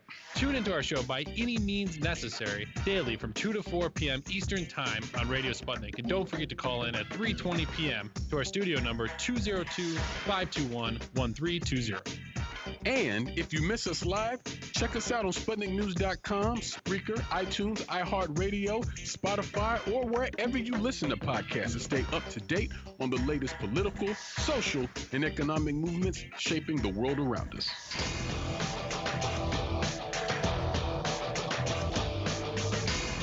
Fault Lines. Welcome back to Fault Lines on Radio Sputnik. My name is Jamarl Thomas. I'm joined by my co-host Shane Stranahan, coming to you live out of our station in Washington, D.C. If you guys live in the area, you can catch us on radio at 105.5 FM and 1390 AM. We're also in Kansas City at 102.9 FM and 104.7 FM. If you guys are digging what Shane and I are putting down, whatever platform you're consuming this content on, give us a like and share that audio or video. If you want to join in on the conversation, you can send us a chat, a tweet, and of course, you can reach us by phone at 202-521-1320. That is 202-521-1320. Your engagement helps makes this show what it is, so definitely don't be shy. Yesterday, I brought up the number of people and the uptick and the number of Asian people that have been injured, that have been attacked, and that have been killed. All of this culminating in the massage parlor, the deaths, the murders at those massage parlors when 6 Asian women were murdered, 8 people total, but it was the 6 Asian women that really drew people's attention to this. The guy is trying to say he's a sex addict with apparently a very specific fetish. I'm adding that last part in. But nevertheless, it drew a circle around the number of deaths and the people who were basically attacking the Asian community. This is even evident, and I think America is blissfully unaware of how it goes about, how it talks about other groups, other races, other people, as if they are lesser than.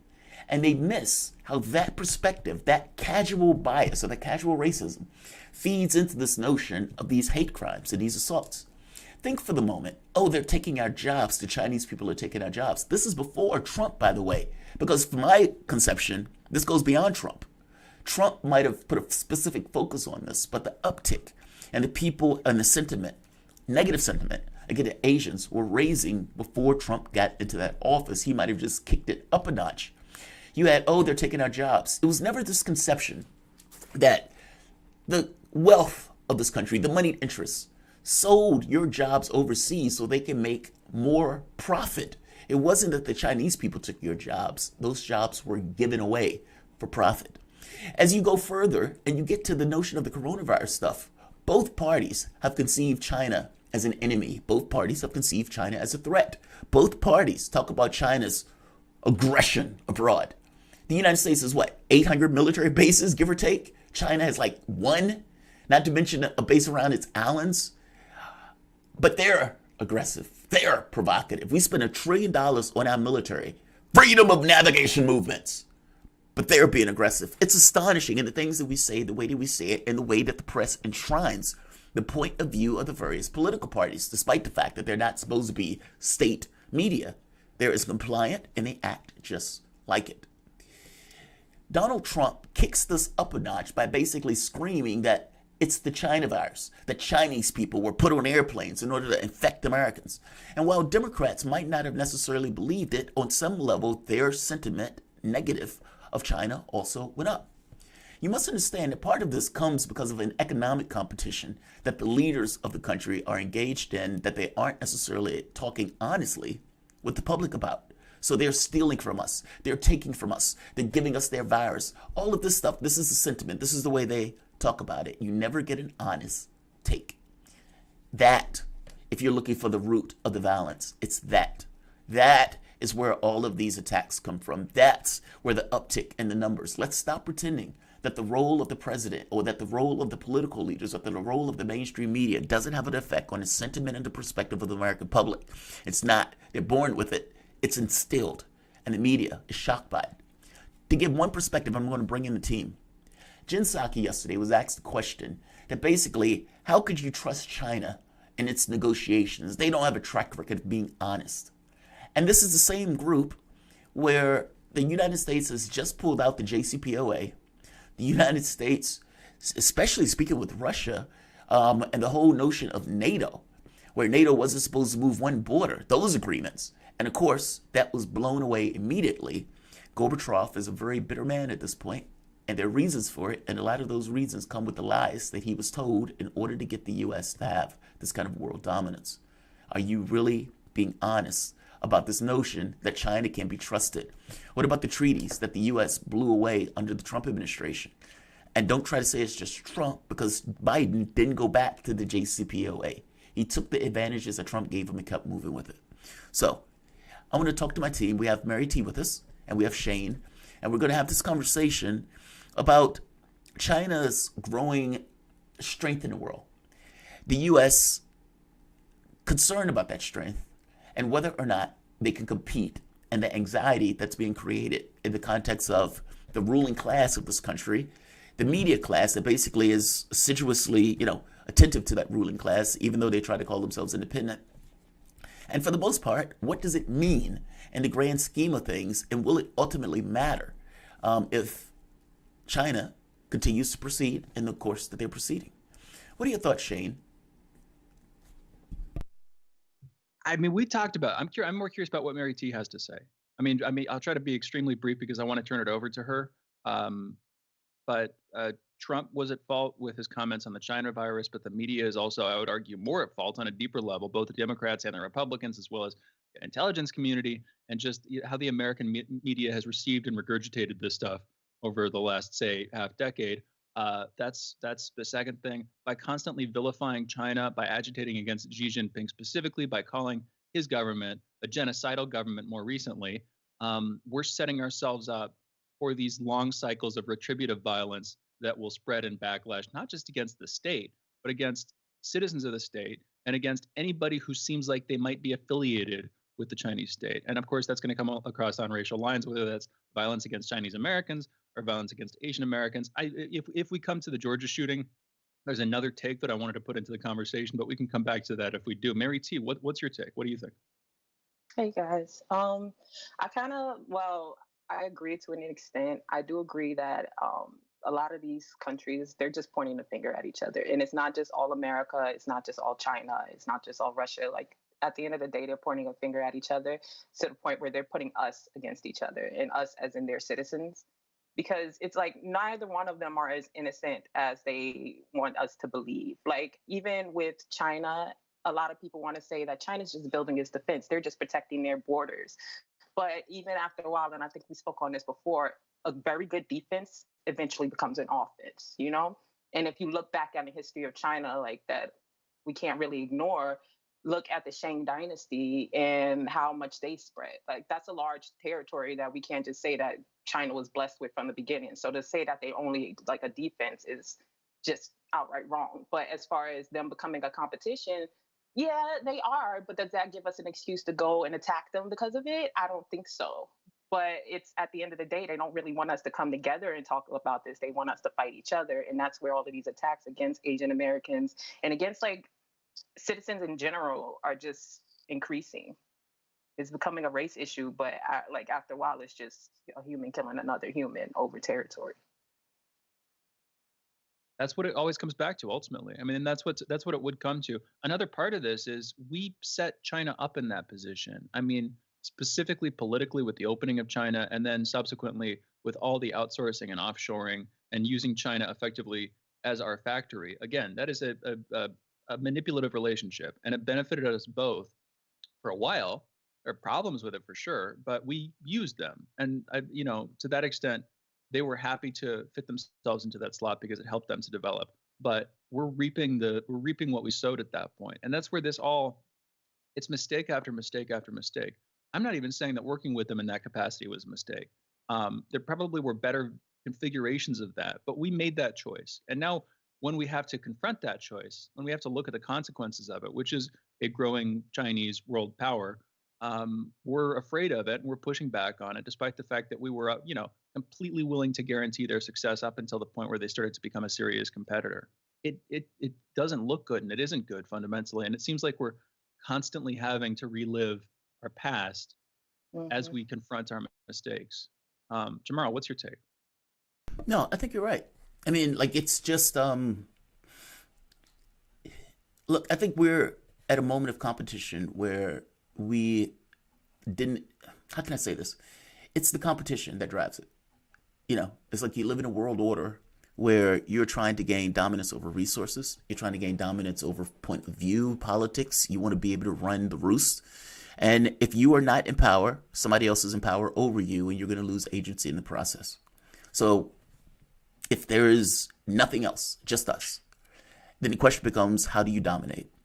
And there are worldviews that go into that. you and I always get into this, Shane, where I always make the point of saying reality doesn't care about ideology. And it's like the best argument is going to fail to the guy with the gun. And this is why when Brad Blankenship and some of these guys come on, I always ask, what is China's perspective of this? Meaning, how do they organize their thoughts and organize their country in a way that accepts that the U.S. perspective is domination, even if their perspective is not.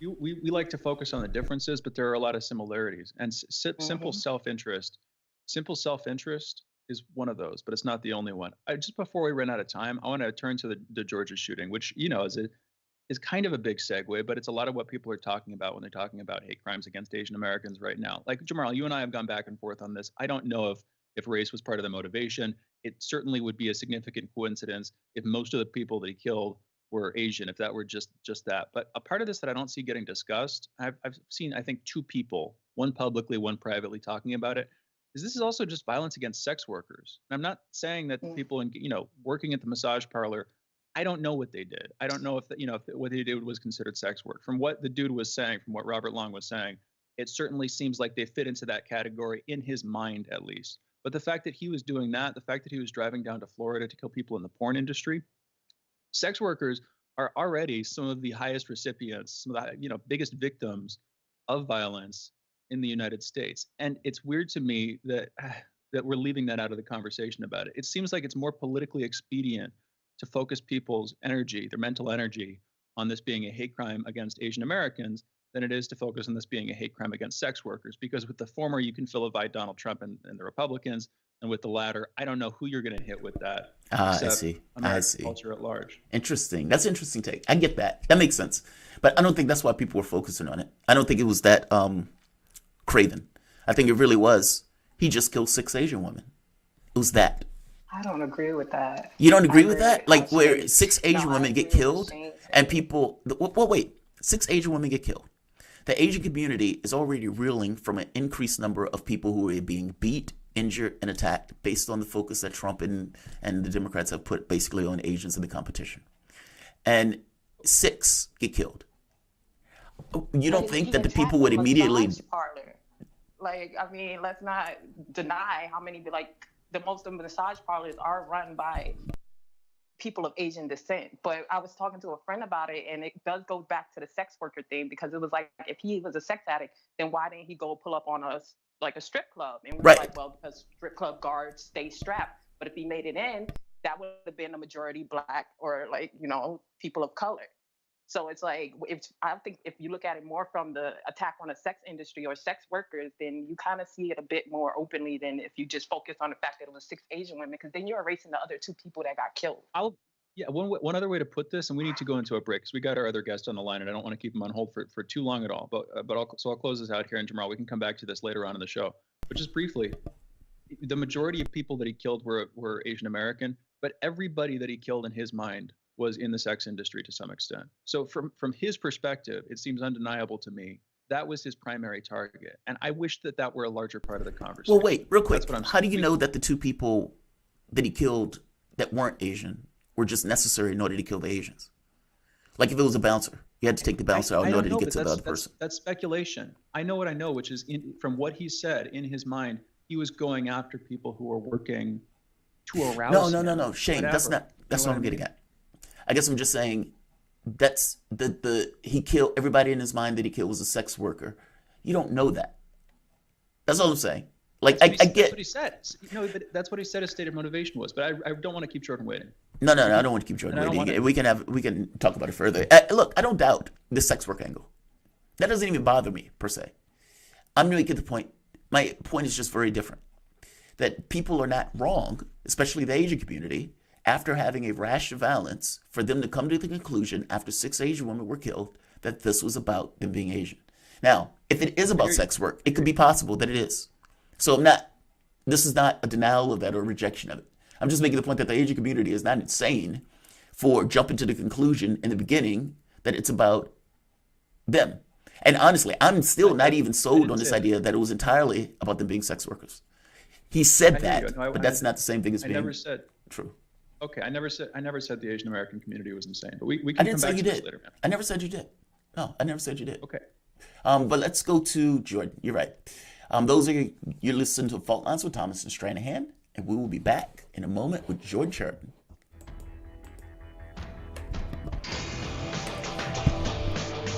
Fault Lines. We are above all the latest developments, and we don't take any sides. Radio Sputnik, telling the untold. Feeling kind of blue, but maybe also kind of red, and kind of purple, and kind of alone? You've got a friend on Radio Sputnik. Tune into Political Misfits from 12 to 2 Eastern Time, Monday through Friday, for news, politics, and culture without the two-party bias. Catch us daily on 105.5 in Washington, D.C., or 102.9 or 104.7 in Kansas City. Or find us on Twitter, Facebook, YouTube, Spotify, or wherever you get your news.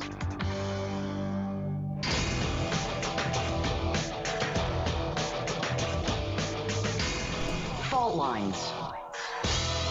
Welcome back to Fault Lines on Radio Sputnik. My name is Jamarl Thomas. I'm joined by my co-host Shane Stranahan, coming to you live out of our station in Washington, D.C. We have been covering the issue of Flint, Michigan, the water crisis, basically the lead crisis.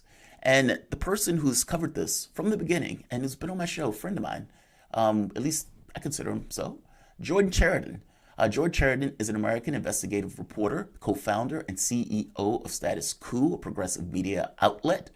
Jordan, welcome to the show, man. You are the best person in the world to talk about this very specific issue of Flint, Michigan. So thank you for coming on. I really do appreciate it. Hey, thanks for having me. Absolutely, man. So let's get into the conversation. Flint, Michigan. So Governor Snyder is emergency manager. And my memory was jogged on this as I was reading to this yesterday. The emergency manager thing, basically, they took the powers away from the local governments to make various decisions. This was a Republican government overreach, if I remember correctly at the time.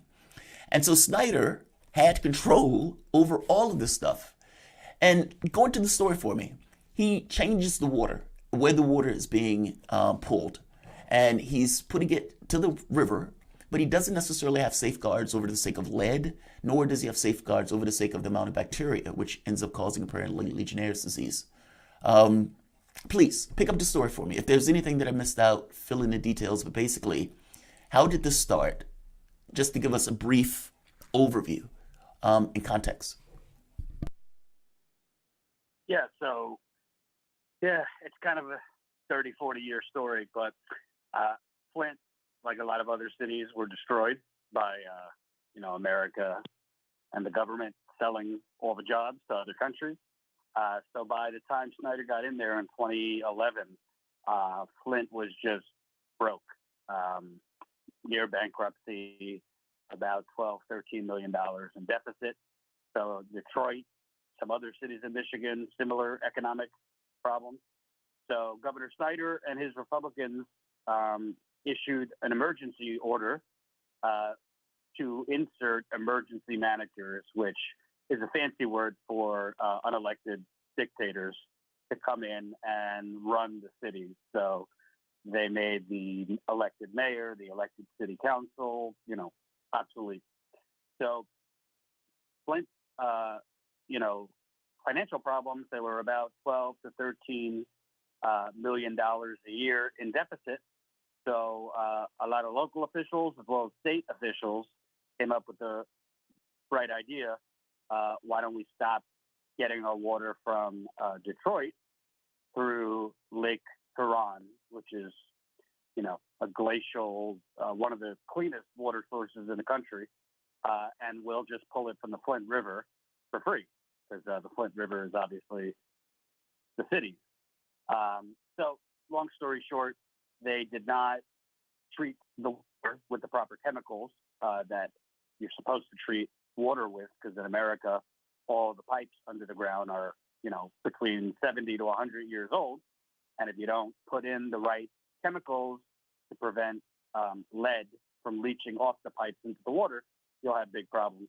And the other element here was they were essentially trying to privatize the water in Michigan, Governor Snyder and Republicans. So they were building a brand new pipeline that Flint could join that was regional, that would essentially bankrupt Detroit's water pipeline. Detroit's water pipeline was the third biggest in the country. They wanted to build a brand new one that was completely unnecessary. So as that brand new one was under construction, that's why Flint was on the Flint River. It was always supposed to be temporary while that brand new pipeline was being built.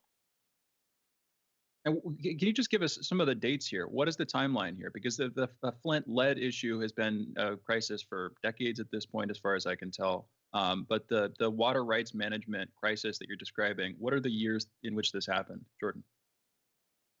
Yeah, and I think also the media, which that's a whole nother story because it's been horrendous. They've only focused on lead, but there were so many other toxins in that water, including bacteria. PBS reported over 100 people died from Legionnaire's disease, which is a bacterial disease from the water. So it's lead, Legionnaires, other bacteria, other cancer-causing carcinogens. I mean, it was just a total, mixed pot of toxins other than lead. But they switched in April 2014. So we're going on 7 years in April of this crisis that really the media has largely stopped covering once Donald Trump walked down that escalator. So we're going on 7 years of the immediate water crisis. I have a lot of sources in Flint and residents I've gotten to know. I talk to them all the time. Well, get into that for the moment. Like, what was the negative consequences of this? Because basically, after doing this, people started getting lesions on their skin. Their kids started having mental issues and defects. Talk about this for the moment, the consequences of doing that. Basically, after they shipped this water, what happened to the population in Flint? Yeah, so after they switched to the Flint River, this was April 2014, pretty much within weeks, you're talking like May or June, residents started bringing down jugs of brown water to City Hall. Quickly after that, residents started showing off that they were having rashes all over their body. Residents were losing hair. I've spoken to residents that were having nosebleeds. Rashes, hair loss were the immediate physical symptoms. And then as time goes on, the lead, I mean, particularly for children, but adults too, it just destroys pretty much all your organs. So we're talking for children, learning disabilities, major behavioral problems, in some cases autism, for children and adults, severe muscle pain, severe bone problems.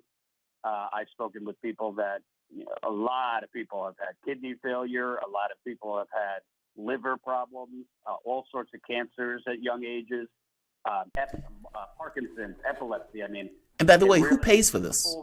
Is the state paying for their medical illnesses of all of these people that got all of these illnesses as a result of this water? I love you, Jamarl. That would be a nice concept in America, right? Nope. They got expanded Medicaid for a couple of years. That was primarily for children. Got expanded Medicaid, and after that, that's been it. They do not have Medicare for all in Flint. They do not have even access to environmental doctors, because for things like this, with this kind of contamination and lead poisoning and bacteria in the water, most normal doctors are not really specialized in that. So you have to go to environmental doctors. One of my closest friends in Flint has basically bankrupted herself going to environmental doctors because you need different treatment for this kind of toxins. The people of Flint have not gotten Medicare for all. And I'll point out, a white city, Libby, Montana, 96% white, as part of Obamacare in 2009, it got snuck into Obamacare that they would get Medicare for all, Libby, Montana, who had a really big disaster with asbestos that killed hundreds. So they got Medicare for all. The only difference is they're predominantly white. Flint is predominantly black. Oh, wow. That is... I mean, I want to look at this judicially or from the legal perspective. Rick Snyder, former Republican governor of the state, is being charged with a misdemeanor, willful neglect of duty. That seems to be a light charge. What other legal cases have been brought against the politicians and public officials responsible for this? And what's your opinion on that specific charge? Just to give people background, we might have mentioned this earlier in the segment, but a judge recently rejected a request to drop that, so that those charges still stand. But Jordan, what's your take? Who else has faced these kinds of charges before, and what do you think of the level of charge being brought against Snyder now? Yeah, I just reported in January with my partner for The Intercept. We broke a major story that the original Flint water investigation, because there was a 3-year investigation that after the new attorney general came in, she kind of cleaned house, started her own. The original investigation had found really, really suspicious phone calls that Governor Snyder was on 6 months after the water switch. We're talking 2 days of nonstop phone calls between the governor's chief of staff and the health director at the very same time that this Legionnaire's disease, that bacterial disease that killed a lot of people related to the water switch, at the same time that Snyder's health department and environmental department were talking about it. This is important because Snyder told Congress that he didn't know about it till a year and a half later, but we found all these phone calls that the investigators concluded was Snyder himself trying to stop news of that from getting out a couple weeks before his reelection for governor. We found several other things that indicated he lied to Congress. He knew about the deadly Legionella bacteria a year and a half earlier and didn't say anything and tried to cover it up for political reasons. He actually, after he was reelected as governor, wanted to run for president. This was in an era before Trump had ever announced. So the charges are, in my view, completely ridiculous. I have no idea. This was a secretive one-man grand jury process in Michigan.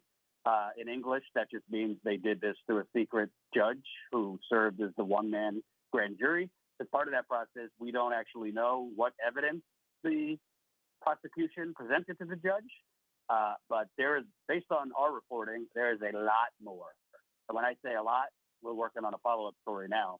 There's a lot more evidence that the governor did not, quote unquote, neglect his duty, which kind of gives off the inference that he was just not paying attention.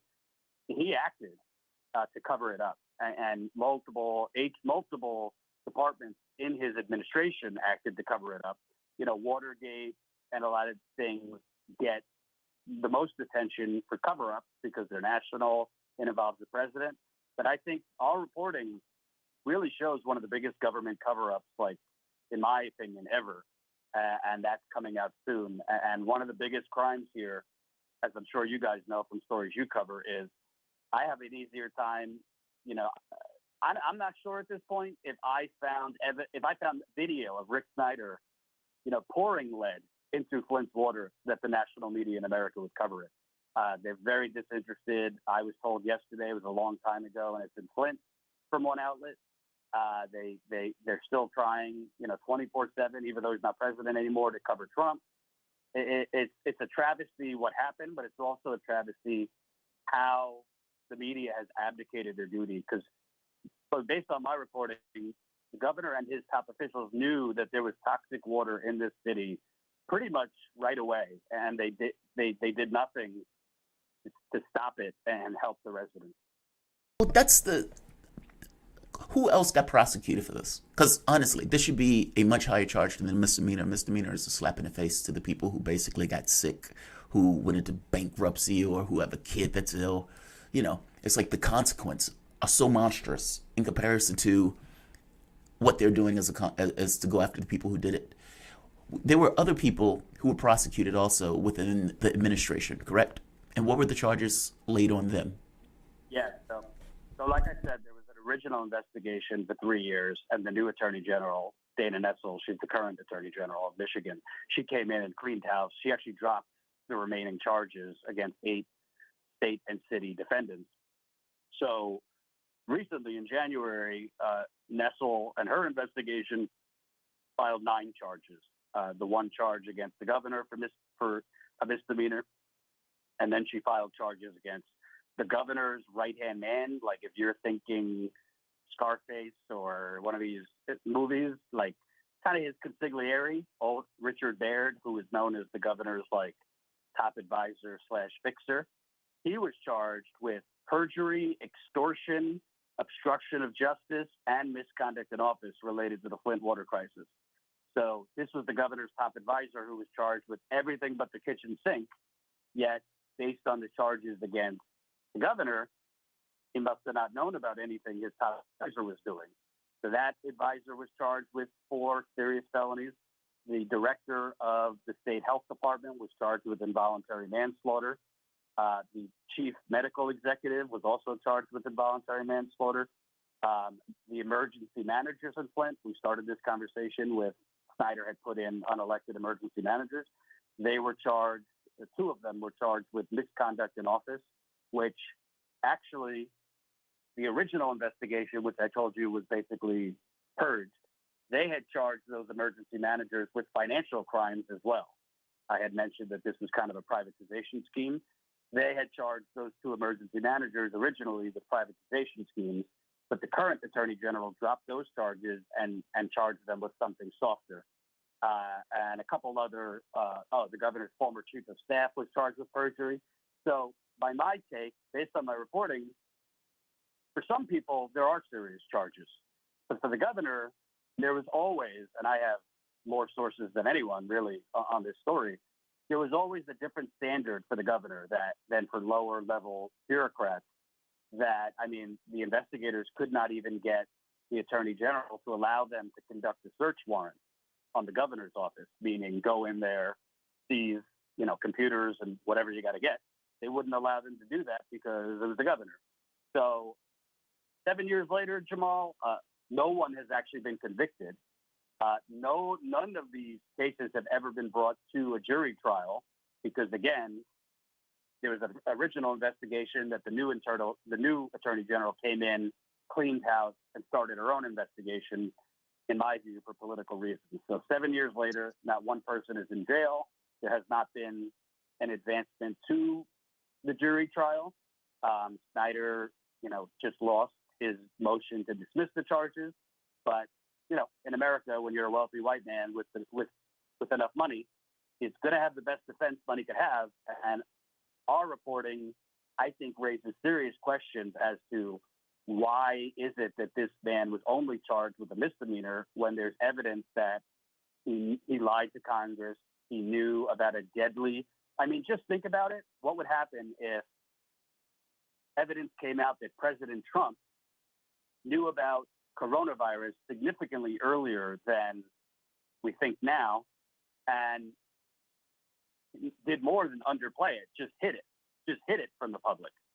Yeah, well, I mean, the one parallel right here on the national stage, and this is with another governor, is with Cuomo in New York with the nursing home deaths, where his, we've talked about this plenty on this show, of course, but where his administration has since acknowledged in conversations with Democratic lawmakers that they wanted to evade the scrutiny of the DOJ. So there is a parallel there, and of course we'll see how that plays out with him. But point absolutely taken on how Snyder handled this, and from what you're saying, it sounds like the cases were suppressed, like you're saying, with the new AG coming in and supposedly cleaning house. That just delayed the process and softened the charges. We only have a couple of minutes, and thank you for staying with us for so long. I want to turn to your reporting on January 6th, which, please correct me if I'm wrong, you did great reporting. I saw that. I don't think you're going to correct me on that, but this was some of the best footage, live reporting coming out of DC during the breach of the Capitol. That footage was later played in Congress, some of it, and it was also blocked on YouTube. And I want to turn to you, again, only a couple of minutes. I also want to check with you about how people can support your work. Why did they block it? And what's your take on it? Because, again, great footage, historically important, even just from a sort of archival perspective. But that must have been weird and kind of shocking to see. What were their grounds for removing your footage from YouTube, Jordan? Yeah, by the way, I'd love to take credit, but that was my cameraman down there. I wasn't there. So that was John Carina, who does camera work for us, got that amazing footage. So essentially, we were, I believe, one of the first to actually be live there.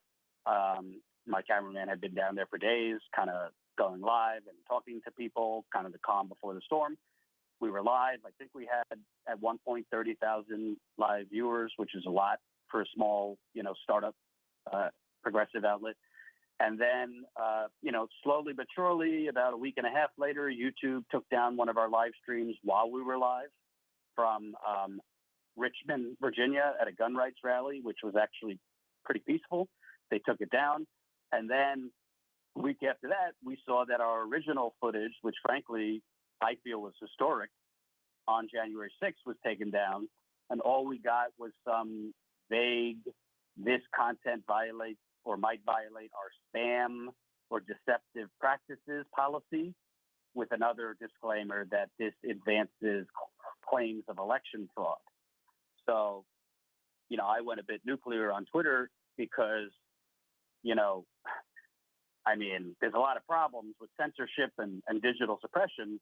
But in this case, how can YouTube be conflating or confusing news outlets covering something with advancing it? The other very twisted part is we were fortunate that footage, we licensed it all over the place. CNN, MSNBC, ABC, CBS, NBC, BBC, a lot of foreign outlets. Everywhere, which was very good for us, to make a little extra money. So our original footage was taken down by YouTube. The very outlets that licensed it, theirs is up, no problem. And that's really what this is about. YouTube, which is owned by Google, they come up with policies kind of on the fly, but the policies really are meant to purge independent outlets like Status Quo, Jamarl has had issues, other progressive outlets, and basically try to have it both ways, claim that, we're just platforms. We're not publishers. We're just platforms, so we can't be regulated, but then act like publishers through editorial decisions. So, yeah, YouTube took it down. The main reason they gave us was we were, quote, advancing election fraud claims, despite the fact that, A, we were covering it, and B, for several months before January 6th, our channel very, very clearly said this is nonsense. Trump lost the election, Biden won the election, and it's really I think we're past the slippery slope. I think we're falling off a cliff, and I think YouTube and corporate outlets that are cheering this on are essentially making it so independent, whether you're a journalist or a commentator, it's not sustainable to be on YouTube anymore. Yeah, I agree. They took mine down with some other nonsense like that too. Like where they were like, oh, this is harmful content. What's harmful about the content? It's honest. Oh, you didn't give a take. What are you talking about? I didn't give a take. Like, it's so aggravating when they use these kind of Orwellian, harmful, deceptive content. But that's it. They don't tell you what it is. They may even, sometimes they've even gone and said, there's something on your channel that's problematic. You need to take it down. Okay, what is it? Well, you just have content that you need to take down. What is it? Like, it's that nonsense. People don't get it. Like, dealing with YouTube is one of the most aggravating experiences ever. Because like you said, the world used your content. YouTube said it couldn't be used and it was inappropriate, despite the fact that CNN, MSNBC, Fox, BBC, whatever other journalist outlet could play it on YouTube and they would have no issue with it. Their issue is independence. And yeah, they're trying to crush the people that basically got them started.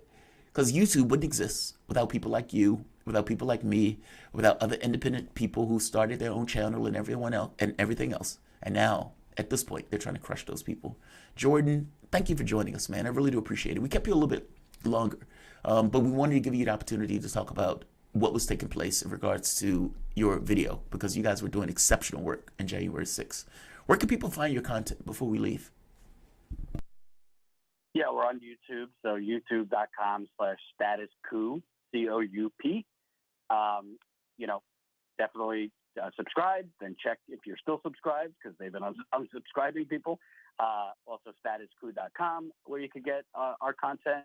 Like I said, we're working on pretty substantial investigative reporting on the Flint cover-up. That was probably going to be up both on the Intercept and our site. But our main spot is YouTube, as well as @statuscoup on Twitter. And how can people help you? People can also subscribe. I see over at statuscoup.com, you got statuscoup.com/join, and you have a membership, a subscription program. What's the best way if people want to support your work financially? How should they do that, Jordan? Yeah, I appreciate that. So, yeah, I mean, this is not cheap. We go out in the field probably more than anyone. We travel around the country, more so before the pandemic, but we still are now. So people could join us, statuscoup.com/join at the lowest level, $5 a month. You get some behind-the-scenes content for that, too. But, you know, it's kind of we're just doing this from the ground up, rather than taking corporate money and selling out like so many outlets. People could support our investigative work by becoming a member. $5 a month, statuscoup.com/join. Fantastic. Jordan, thank you so much for joining us this morning. Great conversations. Thanks, guys. Appreciate it. And we've got to close it out. Great hour, great conversations. You're listening to Fault Lines with Thomas and Stranahan. We're going into a break. We'll be back on the other side in a short minute here with our last hour this week and headlines. Be right back, folks.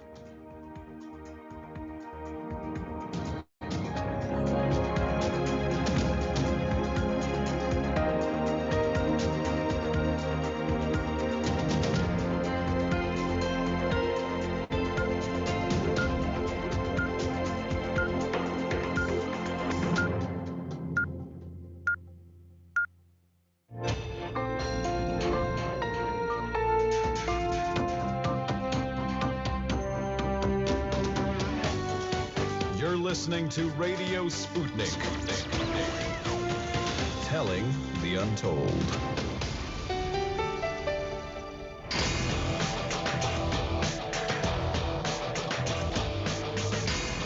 Fault Lines.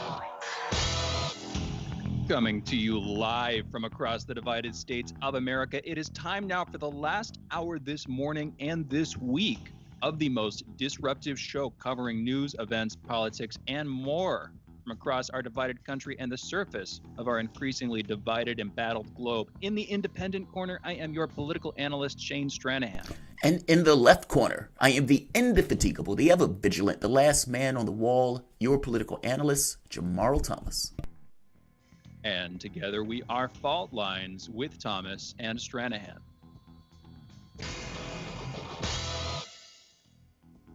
All right.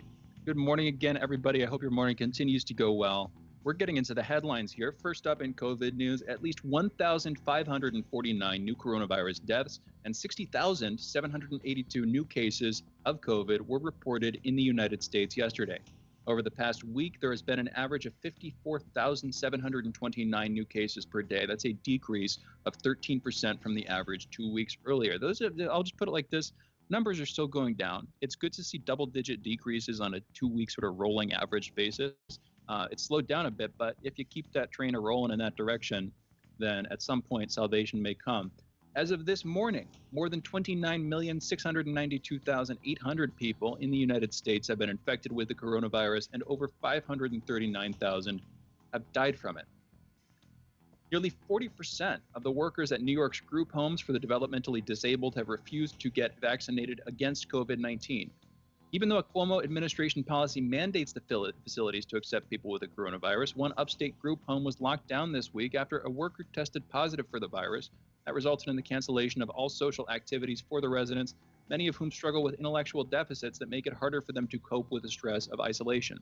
In an email to state officials, a mother fumed that her autistic son and other residents are, quote, fully aware that they have been vaccinated and do not understand why they are being punished because the staff who refused the vaccine now has COVID. In national political news... Wait, let's talk about that one real quick, Shane, because I've just been made aware that people had disagreements with my video yesterday on Fauci. I don't know if you saw this. Rand Paul gets into this fighting match with Fauci, where he goes after Fauci, basically saying, why do people need to continue to wear masks and social distance if they get a vaccine? Meaning, after they get the vaccine, why do they still need to do it? And Fauci, Rand Paul was like, this is theater. You're basically telling people to do this for theater. And Fauci was like, mask work, sir. And he's like, it's not about the mask, it's about the vaccine. If the people get the vaccine, why do they need to continue to wear the mask? Rand Paul is right. Rand Paul is right. And I'm saying this as somebody who's been an advocate for masks and everything else. If you tell people that vaccines have a 90% efficacy, even 85% efficacy, meaning 9 times out of 10, they won't get the virus, then I would wager to you that between having to wear the mask or having to social distance, those people would take that chance. Fauci can't make that argument that people need to do all of that stuff going all the way into next year. What are your thoughts on that? I mean, because that's basically getting to what these parents are saying. Why is my kid being penalized for, the kid has the vaccine, the kid is safe for as far as we know it. Why is my kid being penalized for this? What are your thoughts on that? I mean, do you agree with the parent, or do you agree with, I guess, the guy who decided not to get vaccinated? What are your thoughts?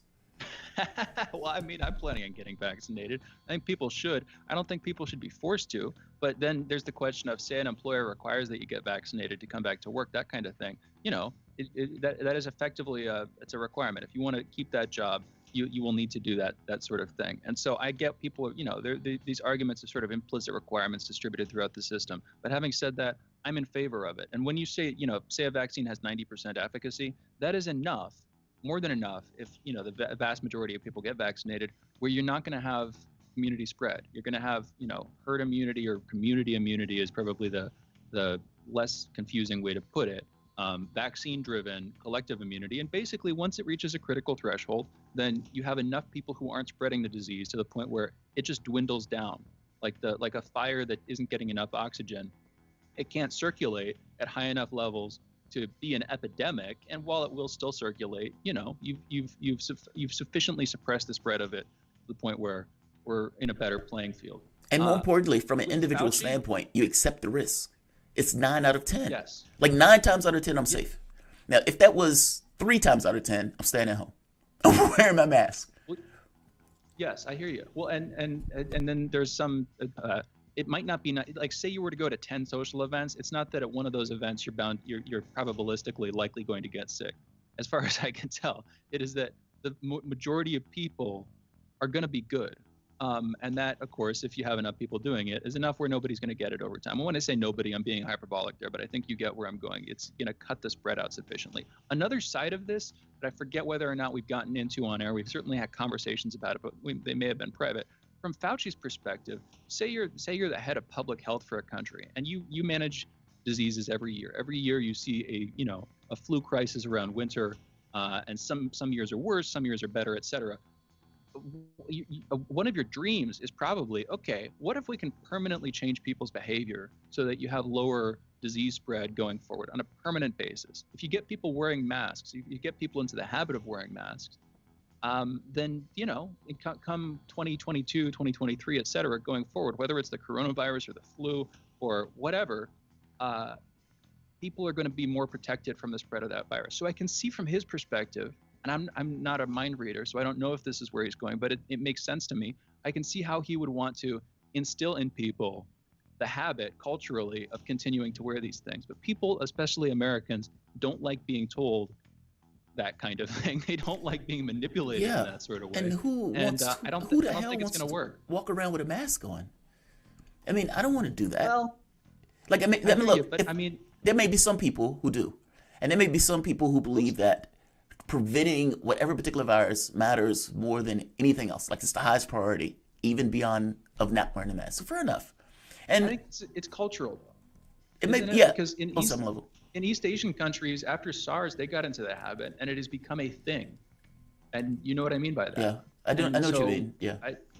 When you ask who would want to do that, well, there are answers to that question. That's true. And it has become a cultural thing. And so I can see them wanting to change the culture in the long run on this ground. I don't think they're going about it in a good way. I feel like people are smart enough that they know when they're being subtly manipulated. And I don't know that that's what's going on. But the fact that I'm even having that thought, the fact that we're not having that conversation, that's not something that they're publicly saying, makes me feel like, yes, we are being manipulated a little bit. It's interesting. I don't know if that's where he's going, maybe. I mean, I'm not sure if that's where he's going. I think Fauci, but I take your point, that it's Asian countries. That I'm talking about this from an American perspective of like who wants to do that. It's like, well, yeah, there are people out there who want to do that, so fair enough. And from my own experience, doctors have a tendency to be very specific, meaning the moment that guy has a job of saying, my job is health, or a nurse, my job is health, their perspective of the world changes to that being the most important thing, despite the fact that is ludicrous as the most important thing when people have all sorts of other responsibilities that they need to attend to, with health just being one of many. And so you could be right. I mean, that could be the mindset, especially since that is his job. But I don't know. I just had great qualms with that level of thought that, we're going to have people wear this stuff despite the fact they're using a vaccine that's supposed to protect them from the same things that they were protecting themselves from after the fact. Well, It's just and I'm adding in my interpretation, which is unnecessary, admittedly. The fact is, if a lot of people hear, okay, well, we want you to get a vaccine, and then just keep doing what you've been doing, stay at home, keep social distancing, keep wearing a mask, that kind of thing, a lot less people probably want to get the vaccine. Right. I'm guessing a lot of people, the vaccine, myself included, is seen as a sort of escape hatch from the bizarre conditions in which we've been living for over a year, for about a year now. It'd be good to see people in person again, actually see their face, That's and right. communicate with them one-to-one. Apparently people are calling me a right-winger because I said Fauci is wrong on this one and Rand Paul is right. It's like, it's just right-winger saying this stuff. That's great. But no, I agree with you 1,000%. That's the escape hatch. And if you honestly really want to get people to get the vaccine, you tell them you won't have to wear a mask. You won't have to social distance. You can go back to your restaurants. You can go back to your casino. Crackhead Bob can go in safety to get his crack. In the way that Mark Frost says. to quote Mark Frost. Yeah, to quote Mark Frost. I'm making the point that he's right. If you want people to get that vaccine, say you can get back to your normal life as soon as possible. Get that vaccine. Yeah. So I'm sorry. Go for it.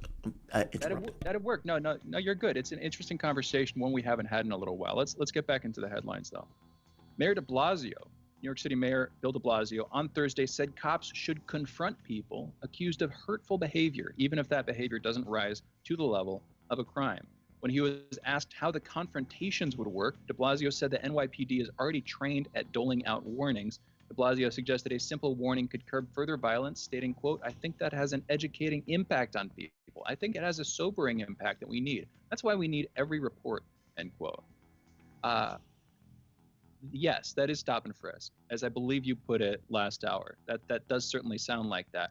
Okay, gosh, man, we're talking about the Capitol breach, and I know we fall down on different sides of this, but I think we can both agree it's a little bit more martial law-esque to live in a society where the Capitol is ringed by barbed wire, fencing, thousands of National Guards, etc. I don't want to live in a society where additionally police are mandated, have the right, and have the responsibility of stopping random people whenever they're doing what they perceive as hurtful behavior. There's way too much ambiguity there. And even if there were less ambiguity, just let me go about my damn business.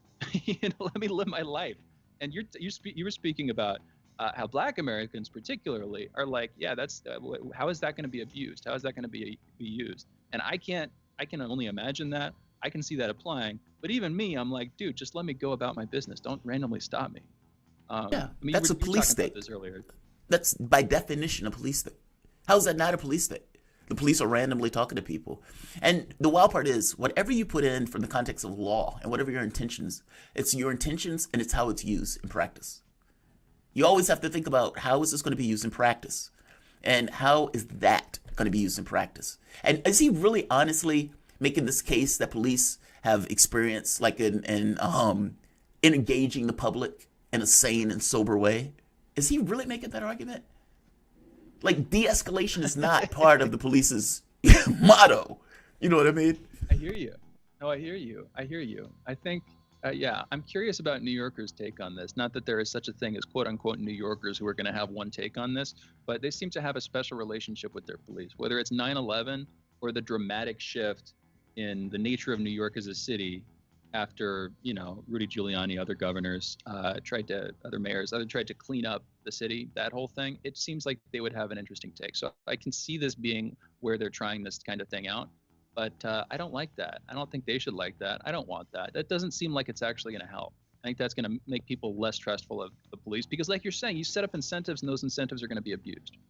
Back to the headlines here, though. Briefly, Democrats in Congress introduced legislation yesterday, to get the ball rolling on determining Puerto Rico's future status. Puerto Ricans living on the island are U.S. citizens, but they do not vote in presidential elections. They don't pay federal income taxes either, but they do pay payroll taxes. Those that helps to fund programs like Medicaid, SSI, Supplemental Nutrition Assistance Program, other programs. In this new act, the Puerto Rico Self-Determination Act of 2021, they're calling for the creation of a status convention where basically Puerto Rican voters would elect delegates who would decide on the long-term future, at least come up with a list of long-term solutions for the current territory, whether that's statehood, independence, other options. That will be an interesting and sort of existential question for the United States, I'd say. The Senate has unanimously confirmed veteran diplomat William Burns as the new director of the CIA on Thursday, setting the stage for him to take over. This follows the retirement of bloody Gina Haspel, former CIA director under Trump.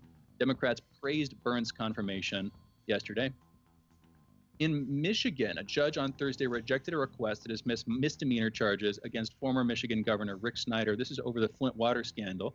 Snyder, who served until 2019, has been charged with failing to timely declare an emergency in Flint, which used the Flint River for drinking water in 2014 to 2015 without properly treating it to reduce corrosion. Lead in old pipes contaminated the system for over 18 months.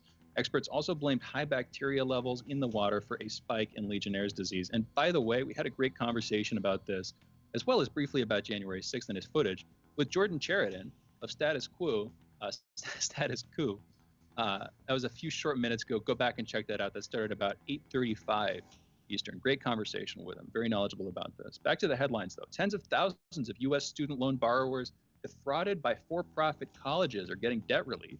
The U.S. Department of Education is canceling $1 billion in debt held by about 72,000 student borrowers who were misled by institutions, including the now defunct Corinthian Colleges and ITT Technical Institute. There's still a lot more relief to be had, though. But that's another story. You know what? We're over time, so I'm going to have to bring us to a break. We're going to be back on the other side of this break, talking with our next guest, Scott Ritter, about Biden, Iraq, what happened back in 1998, also William Burns as a CIA pick, and more. You're listening to Fault Lines with Thomas and Stranahan. Be back on the other side of this short break. Fault Lines. 24 hours a day, 7 days a week. We give you the most essential information out there. Radio Sputnik, telling the untold. Stuck in traffic? No problem. Stay informed. Stay tuned to Radio Sputnik on 105.5 FM or 1390 AM in the Washington, D.C. area. Need more? Follow us on Facebook or check us out on SputnikNews.com.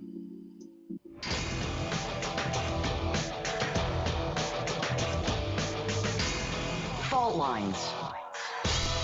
Welcome back to Fault Lines on Radio Sputnik. My name is Jamarl Thomas. I'm joined by my co-host Shane Stranahan, coming to you live out of our station in Washington, D.C. If you guys live in the area, you can catch us on radio at 105.5 FM and 1390 AM. We're also in Kansas City at 102.9 FM and 104.7 FM. If you guys are digging what Shane and I are putting down, whatever platform you're consuming this content on, give us a like and share that audio or video. Also, make sure you're subscribed because certain networks, such as YouTube, unsubscribes people regularly. Also, if you want to join in on the conversation, you can do so with a chat, a tweet, and of course, you can reach us by phone at 202-521-1320. That is 202-521-1320. Your engagement helps makes the show what it is, so definitely don't be shy. And Pam Hall, thank you. We always love your comments, so definitely leave a comment.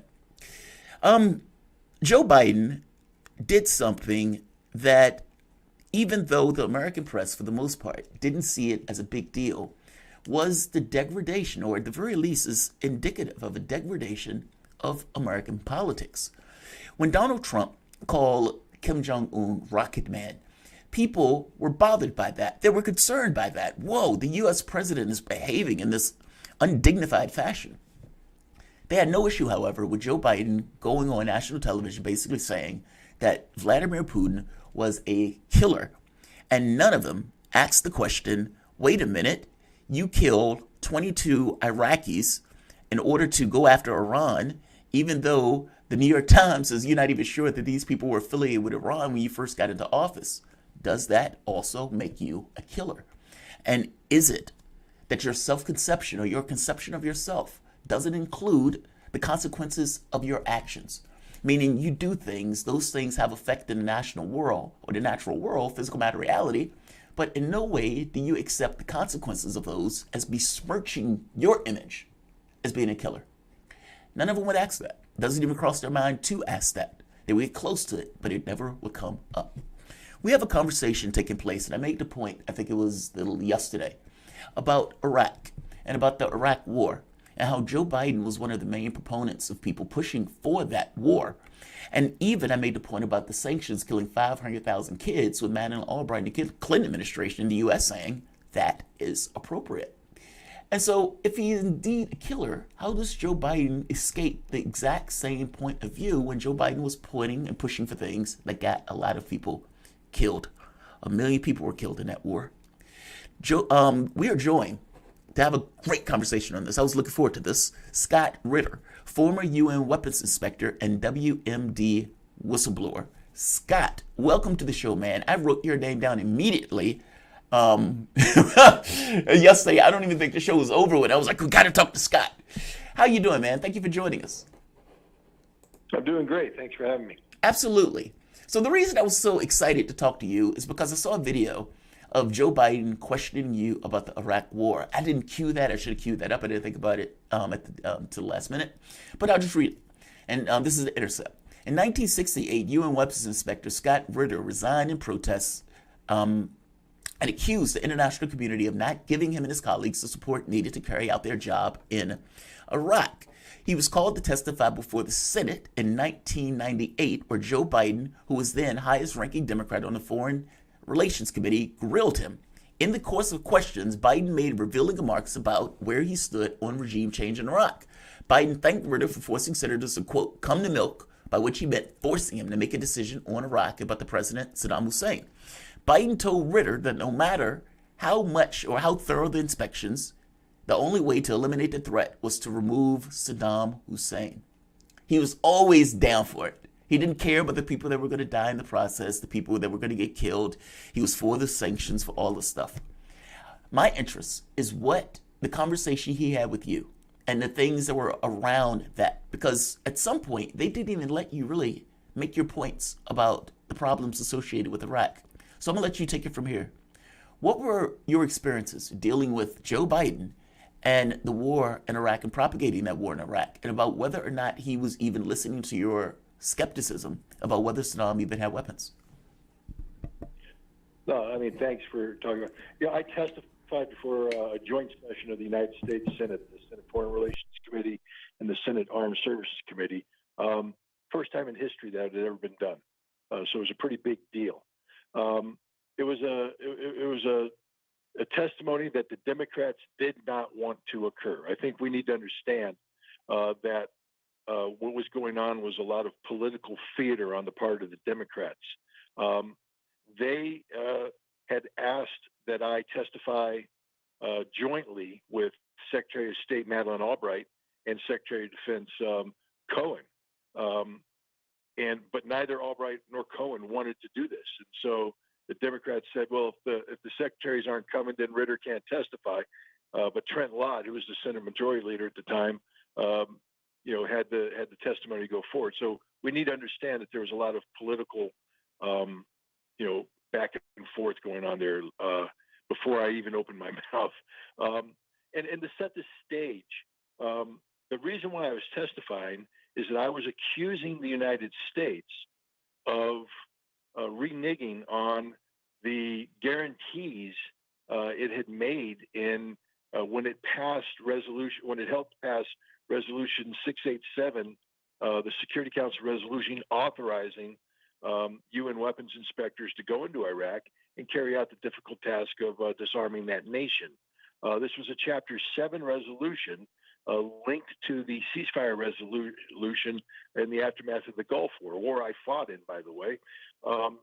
And it basically said that if Iraq fails to comply with its obligations, that the ceasefire is null and void.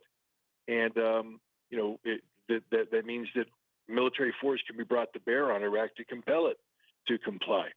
A little bit of background. In March of 1998, I led an inspection into Iraq that was supposed to be a setup for creating the conditions for military action against Iraq. How do I know this?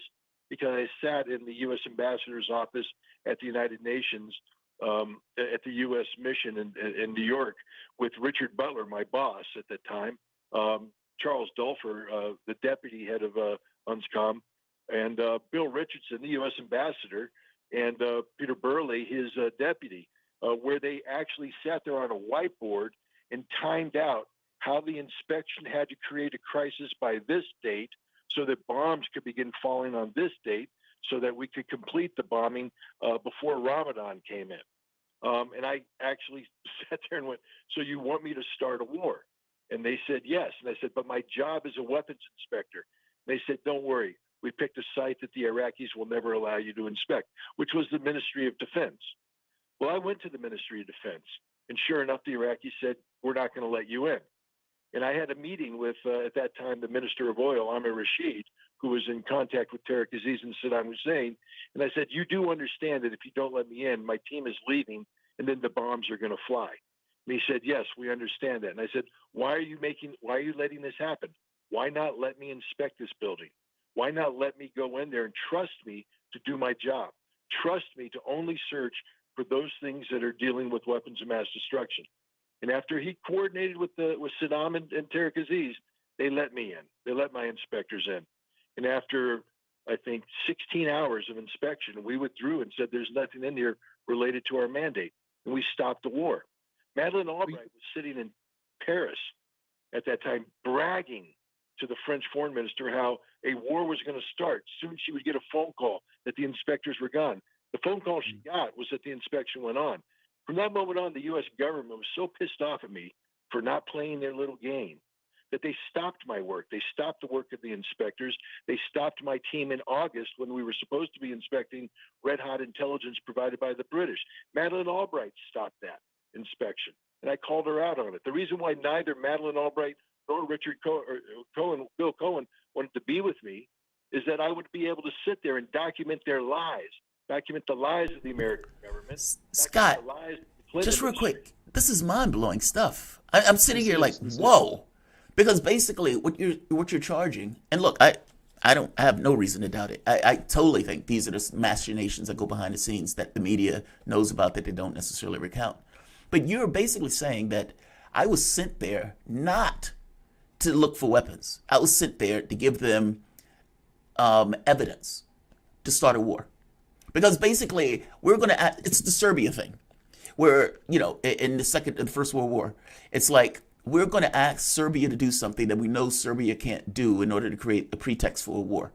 And they're basically saying, we're going to send you there to do something that we know that they're not going to allow you to do in order to create the pretext for a war. And when you're telling them, well, trust me to do my job, they have no reason to trust you because you're being sent there by a government that wants you to basically create the pretext for a war. That's astonishing. That's astonishing. Even more so that the press wasn't screaming about this like, oh my God, the weapons inspector is saying that they're sent him there just to start a war. That's profound. Please continue, though. Well, no, and I think the reason why I have to bring this up is that when I testified before the UN for the United States Senate, I was basically saying that the Clinton administration was not allowing the inspectors to complete the job. I pointed out that the Security Council resolution authorizing our work had determined that Iraq's weapons of mass destruction posed a clear and present threat to international peace and security worthy of military action, and that until which time the inspectors certified Iraq as being free of these weapons, Iraq continued to pose that threat. That's not that I'm saying they're a threat. That's the world saying Iraq is a threat until they've been certified as being disarmed. And I was pointing out that the U.S. government was not allowing me and my fellow inspectors to finish our job.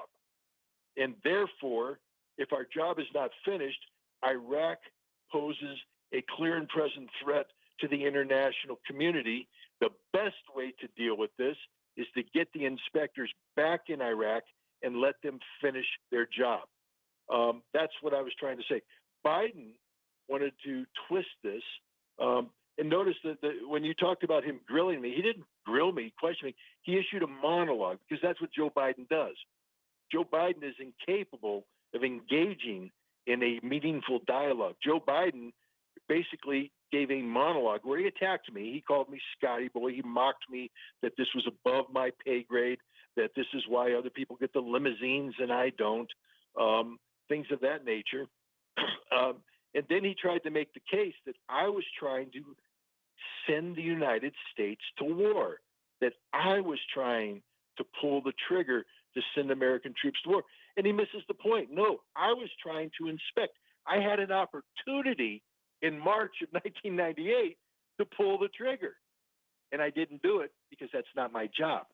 My job isn't to create the conditions for war. My job is to faithfully execute the mandate given to the inspectors by the Security Council to inspect Iraq and disarm Iraq. And that's all I wanted to do. And I think I proved in March that if left to the purity of that mandate, the Iraqis would cooperate.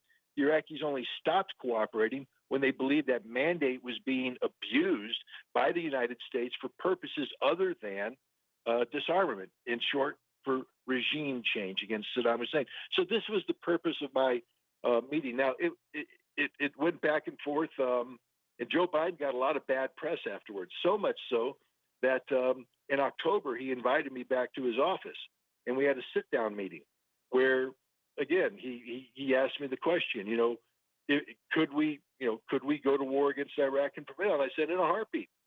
I said, we could bomb Iraq for 5 to 6 weeks, take out every important security site, and Saddam Hussein's regime would collapse. Of course, that's what happened in 2003. But I said, that's not what I'm talking about here.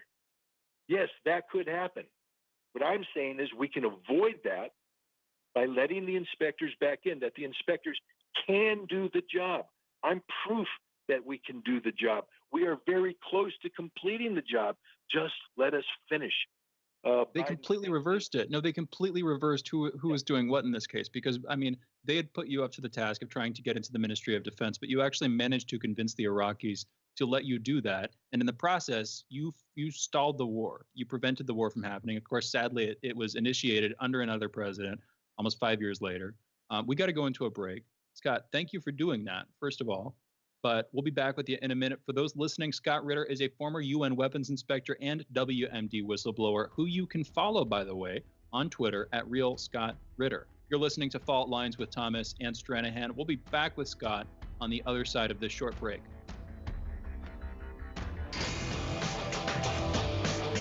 Fault lines. Tough questions are the most powerful weapon we have. As long as you have questions, we'll keep asking.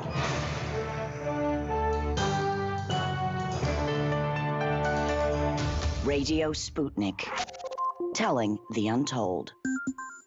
In a media landscape filled with so-called journalists acting as stenographers for their billionaire bosses, there is a desperate need for news, analysis, and perspectives that buck the status quo and get to the heart of how domestic and international events impact you and me, as well as showing how we can get involved in the struggle to change that status quo.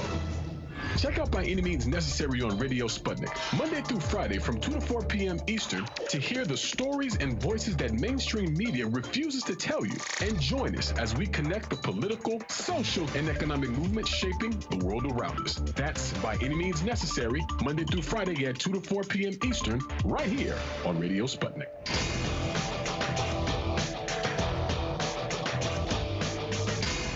Fault lines.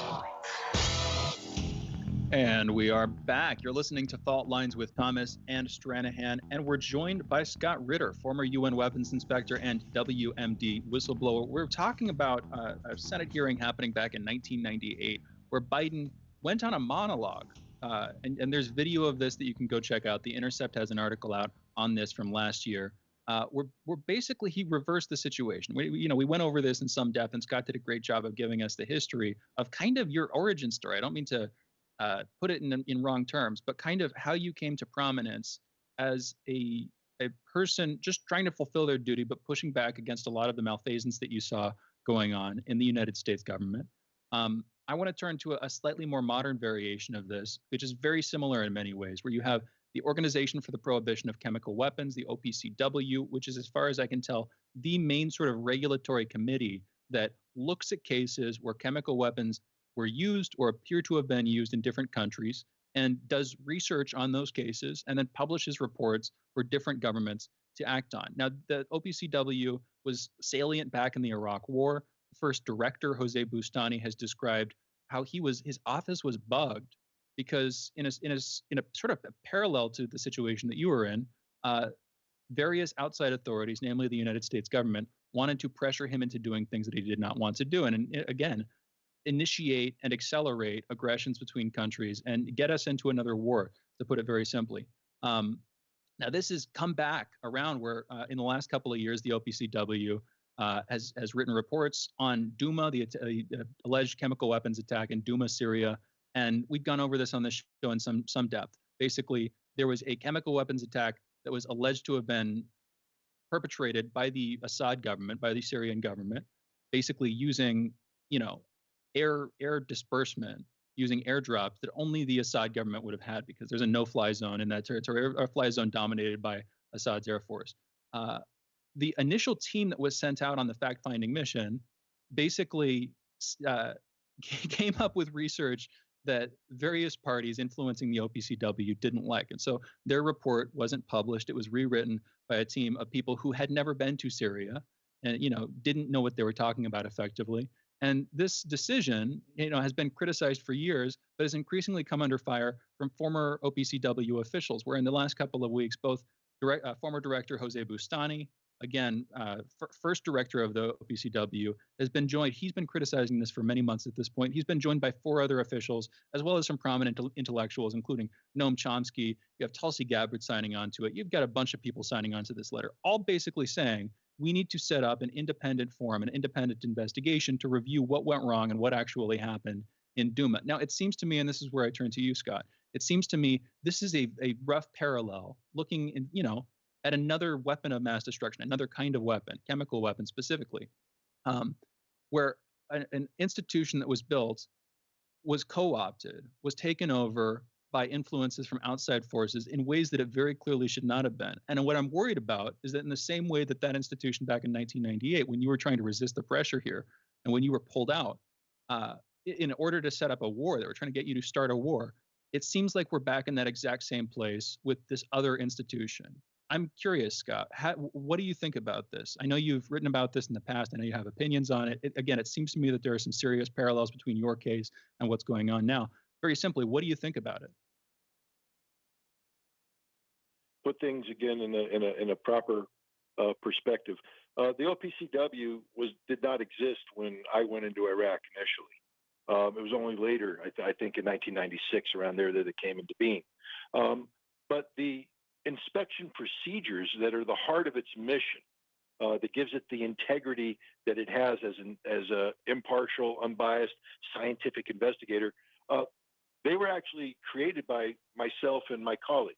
We're the ones who went out and instituted what we call the chain of custody. That is, from the moment we gather evidence on the ground in this case Iraq, to the moment it makes it back to a laboratory, there has to be a chain of custody that protects the integrity of the data. And that chain of custody is shared with the Iraqi government, so there can never be a question about the finding, that the finding will be scientific, not political in nature, et cetera. These techniques and procedures were inherited by the OPCW and became a critical part of their mission. The reason why I bring this up is that when you speak of the fact-finding mission that went into Syria as part of the OPCW's work, there were 2 fact-finding missions. There was FFM-A, which operated out of Damascus as part of the requirement to be seen as working with the Syrian government. And then there was FFM-B, a separate team that worked out of Turkey and coordinated closely with anti-Assad rebels, the Al-Nusra Front, the White Helmets, and people of this nature.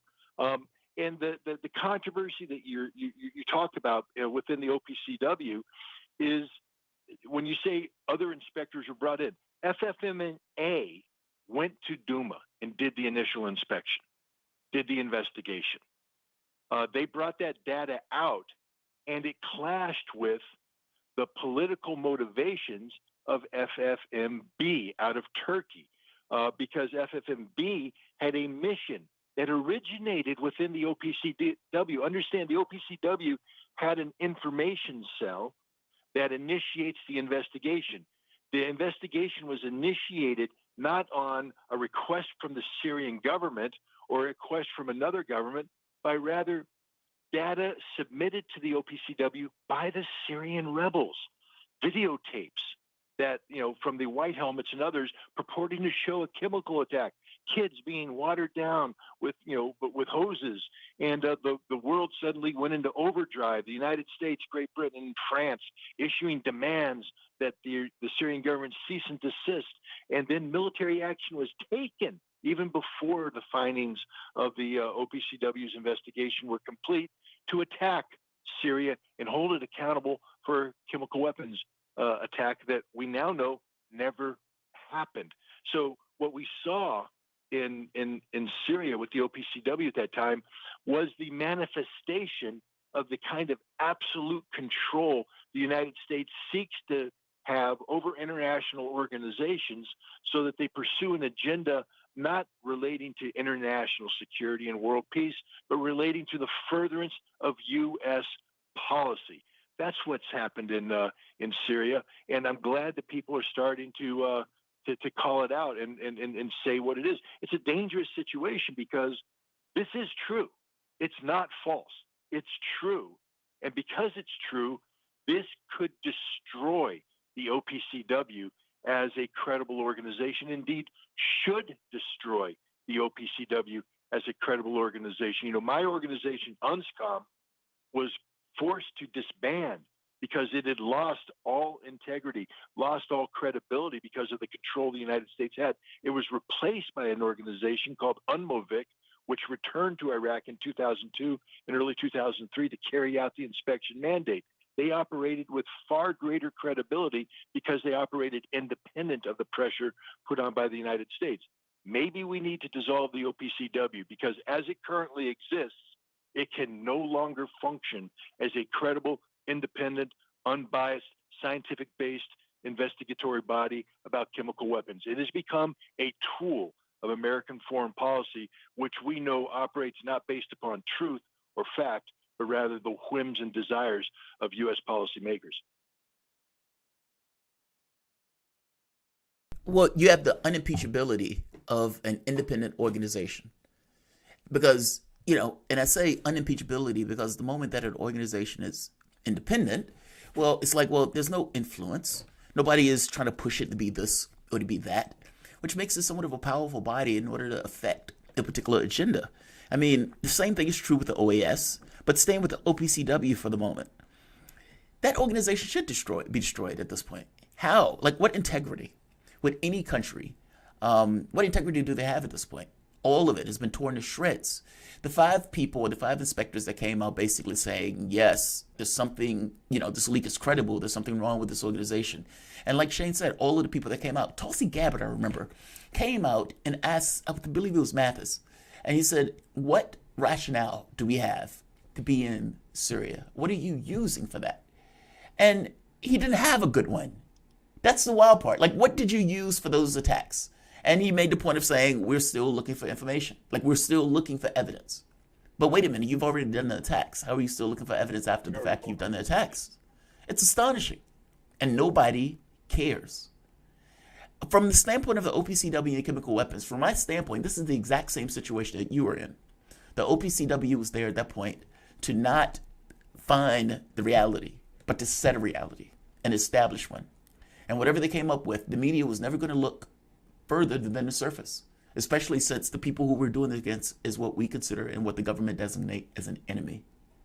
Isn't that astonishing? I mean, how do you view that? Because basically, you were told, go and give us reasons for war. You didn't do that. You balked at them making you do that and trying to do that.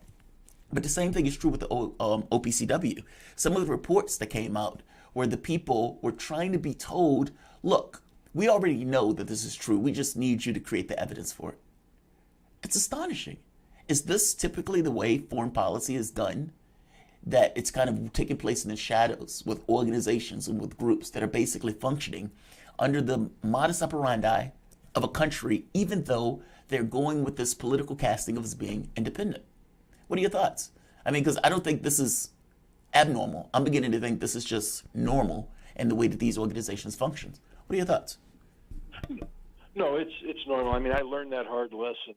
Again, just to go back briefly, an inspection I was supposed to do in August, the one that Madeleine Albright stopped, was an inspection of a Ba'ath Party headquarters in Baghdad, where intelligence said the Iraqis were hiding ballistic missile components that were prohibited under Security Council Resolution 687. We were prevented from doing that inspection.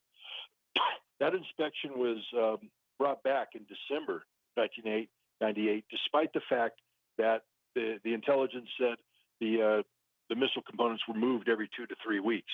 So we knew they wouldn't be there. We just wanted to go inspect the Ba'ath Party headquarters to create a crisis. The team went in. The Iraqis offered a compromise. The team insisted on 30 inspectors. The Iraqis were going to authorize 20.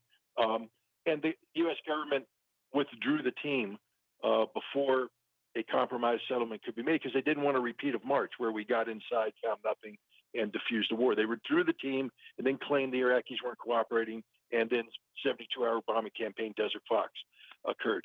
The same thing happened with Duma. You do understand that the evidence that everybody's talking about wasn't collected by the FFMA team that went into Duma. The evidence triggered the response was provided to the FFMB team by the Syrian rebels, by Al-Qaeda, by al-Nusra. Now, they provided this evidence, which means it's not evidence. Unless inspectors collect it on the ground and then verify the chain of custody from point A to B, C, D, all the way to the laboratory, it's not evidence. It can't be used. It's meaningless. And yet the OPCW went, no, we're going to start the chain of custody from the moment we received it. Not understanding how corrupt that makes the entire process.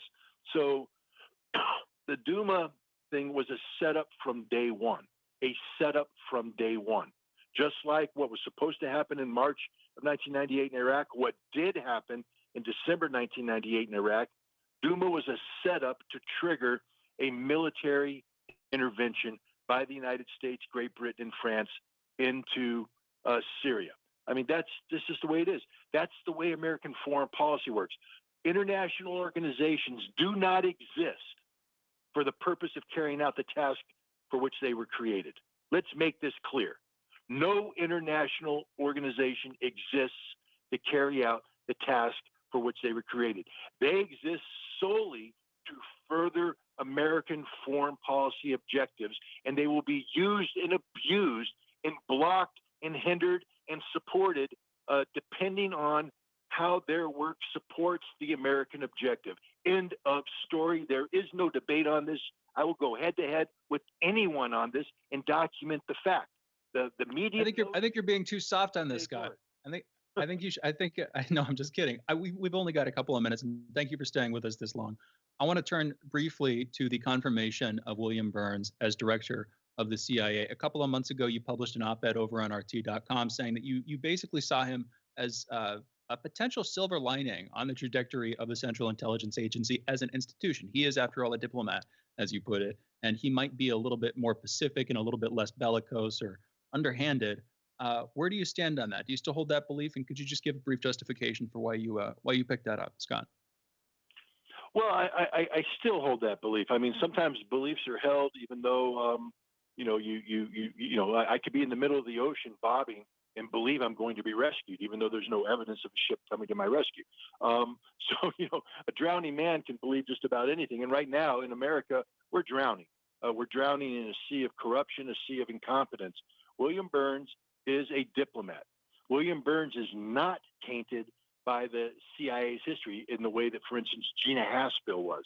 Gina Haspel, who was involved in torture. Gina Haspel, who, as Mike Pompeo once infamously said, exists solely to lie, cheat, and steal. She is the CIA. That is their mantra. William Burns doesn't exist for that purpose.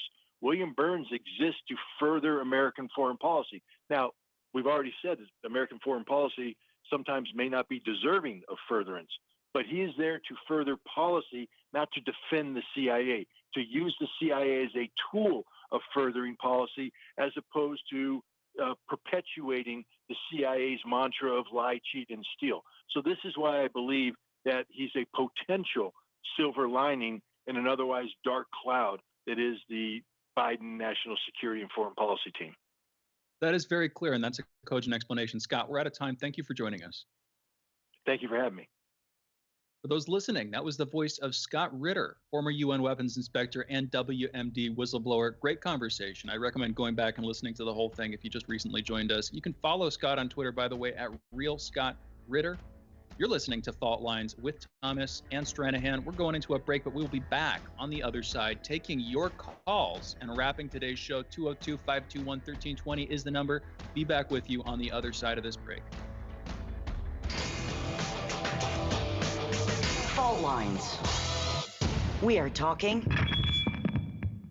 24 hours a day, 7 days a week. You are listening.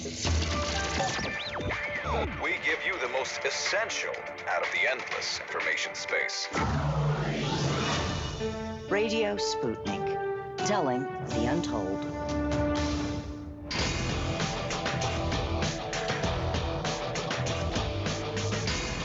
Fault Lines. And we're back, and I'm going to say it, Jamarl, today was a great show. Great conversation so far. What Scott was telling us, we're taking your calls, 202-521-1320. But what Scott was telling us in that first segment alone, that is his origin story. I wish we'd gotten to that sooner. We should have gotten into that the first time we had him on the damn show, just because that's where all this is coming from. That's where his personal experience, what he brought to the table, what he saw, the orders he received, all of that. Go back and listen. Again, seriously, go back and listen. It started at 9:15 a.m. Eastern, about 35 minutes ago at this point. Shockingly good combo. Great conversation. I was astonished by what he was saying. Because, like, what he just said should have gotten people put in prison. If we had a rational and sane and an honest world. Because think about what he said for the moment.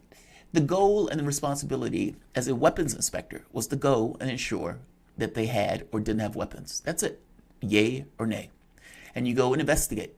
And if you come back and they don't have it, you tell people they don't have weapons. And ideally, the people who said, okay, we need to go in and destroy Iraq because they have weapons of mass destruction, those people say, okay, they don't have weapons anymore. So we're not going to go in and invade and attack the country. But that's just it. His point was, my objective wasn't to find that. Meaning, my personal objective was that. But I was sent with the explicit belief that they weren't going to allow me to do my job.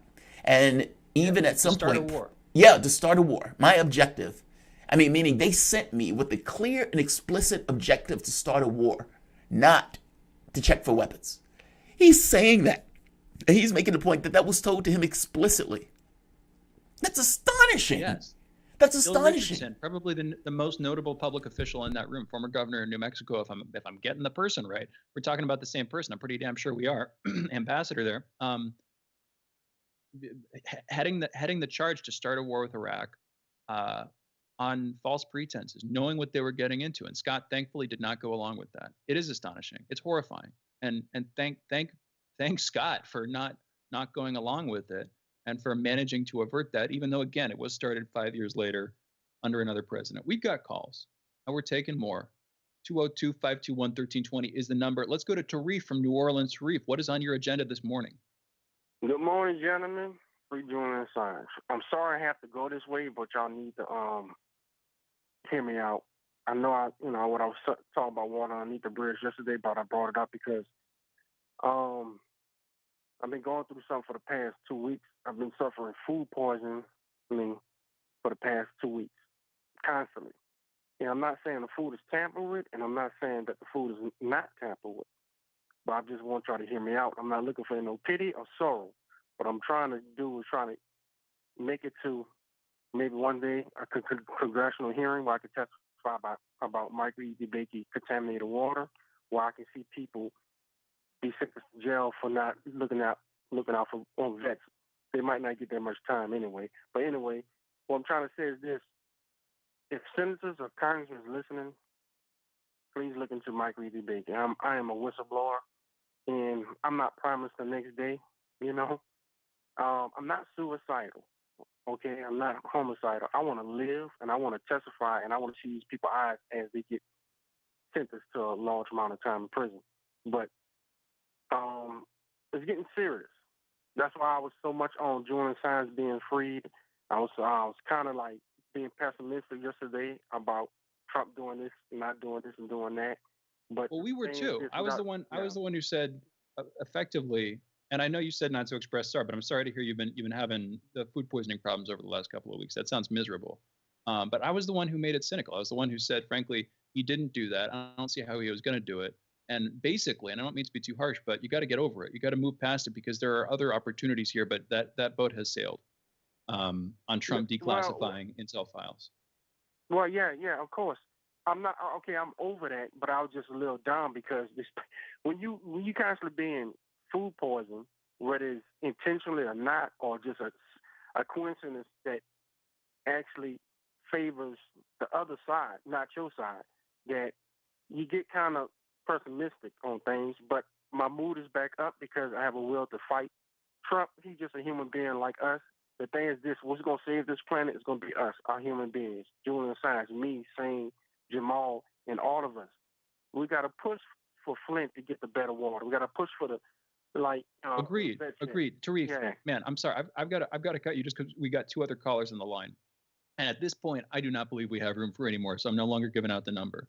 But Tarif, thank you for the call. I hope you feel better soon. We have Brave calling in from ATL from Atlanta. Brave, you're on the line. What's going on? Hey, what's going on, guys? Two things. I want to very quickly touch on the spa shootings here in Georgia and you guys' conversation from yesterday. Yeah, I watched you guys' after show thing, and then even a little bit of the conversation from today. I think that, but first of all, for anyone, I live in Georgia. I live in Atlanta, right? For anyone that knows the area, those spa places are everywhere, and they're all owned by Asians, right? Or whatever the proper term would be to cite, whatever the PC term would be. They are all, and whenever you see them all clustered together, where you see like 2 or 3 of them, there's usually a sex shop, sex toy shop somewhere around it, and a strip club somewhere around it. Most of those places, and not all of those places, but most of those places are constantly getting shut down and then reopening because of prostitution and all those things that go along with it. Not looking down on any of it. I'm a prior soldier. I was in Germany. I frequented the red light district, right? So I'm not looking down on anybody. I'm very hesitant. Well, let me just say so I get to the point. Two things can be true, right? So, young white guy who kills a number of people, and the majority of them are Asian. You can't separate race from a lot of the things that happen here in America because America is built on capitalism and racism. It is. There's no way around that, right? But I think there's definitely more to the story, and when he's claiming the sex addict thing, and it makes a lot of sense. Kim Iverson did a really good video on it, talking about it, and even citing the Orlando Post Club shooting. And we see this in the media constantly, where when they're trying to push a narrative, we all know it. They're trying to push a narrative. They want to tie race to it, so then the minorities get all twisted, hot, and pissed off, and everybody's against each other. It fits their narrative, helps them to sell tickets. That aside, and it doesn't matter if you buy it or not. It's just the reality. He could have thrown a rock and hit Asian masseuse on the forehead in that area at any given time, because that's what's going on in Atlanta. We're constantly dealing with sex trafficking and all of that stuff, right? So that aside, right?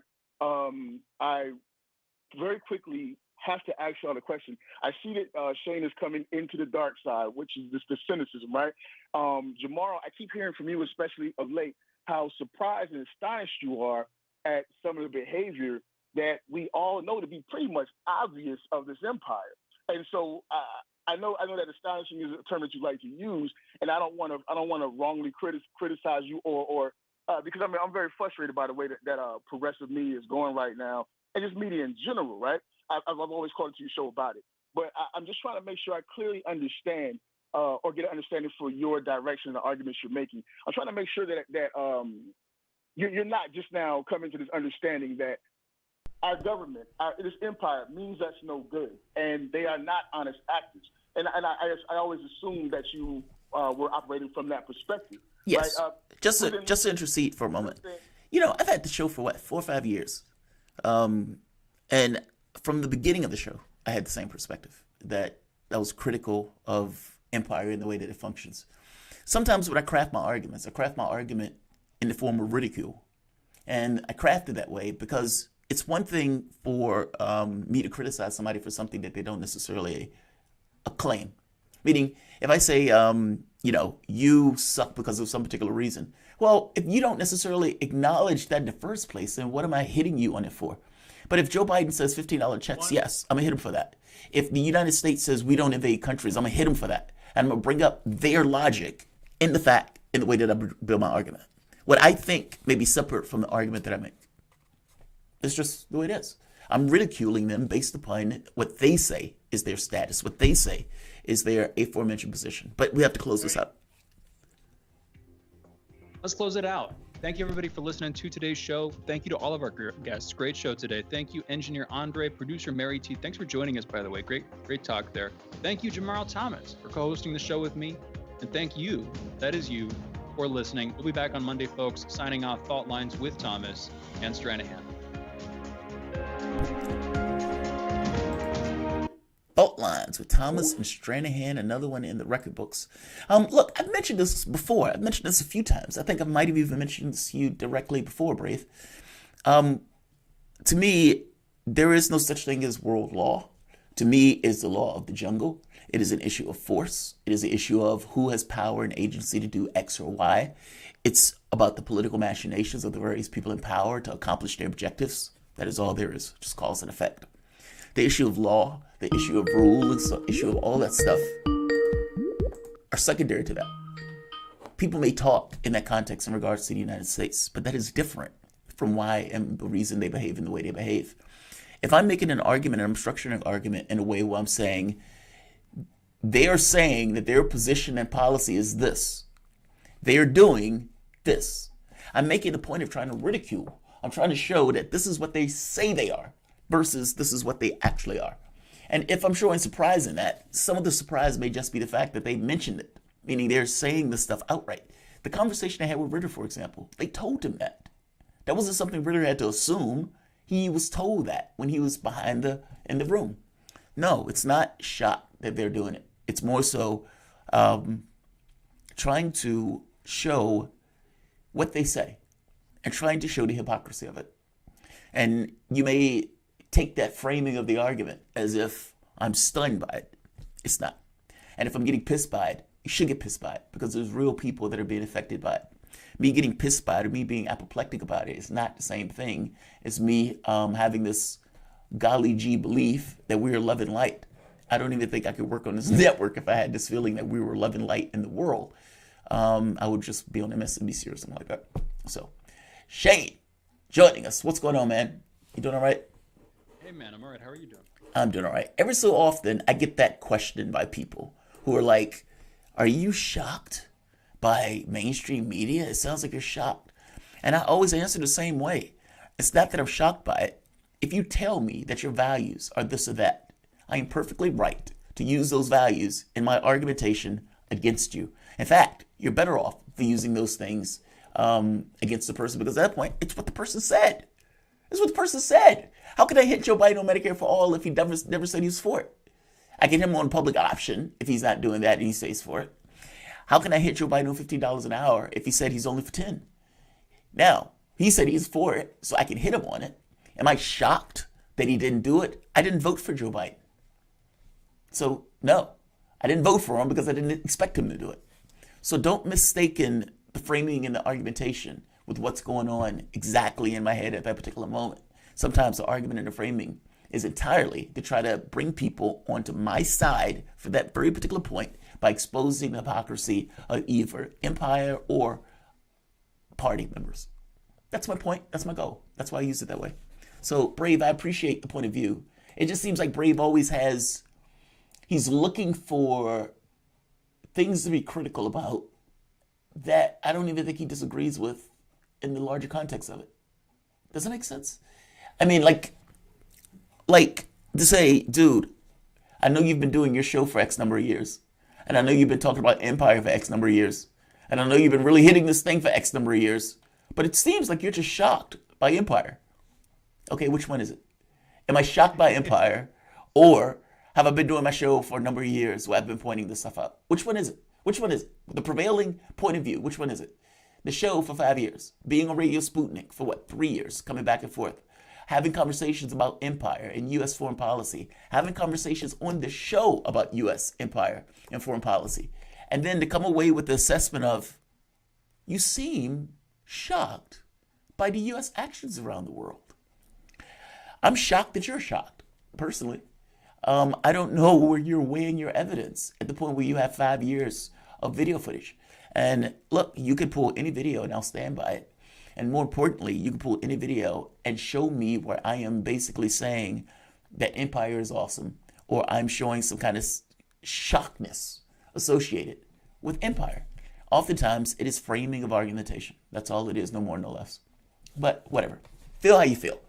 I don't think there's evidence to back up that particular point of view.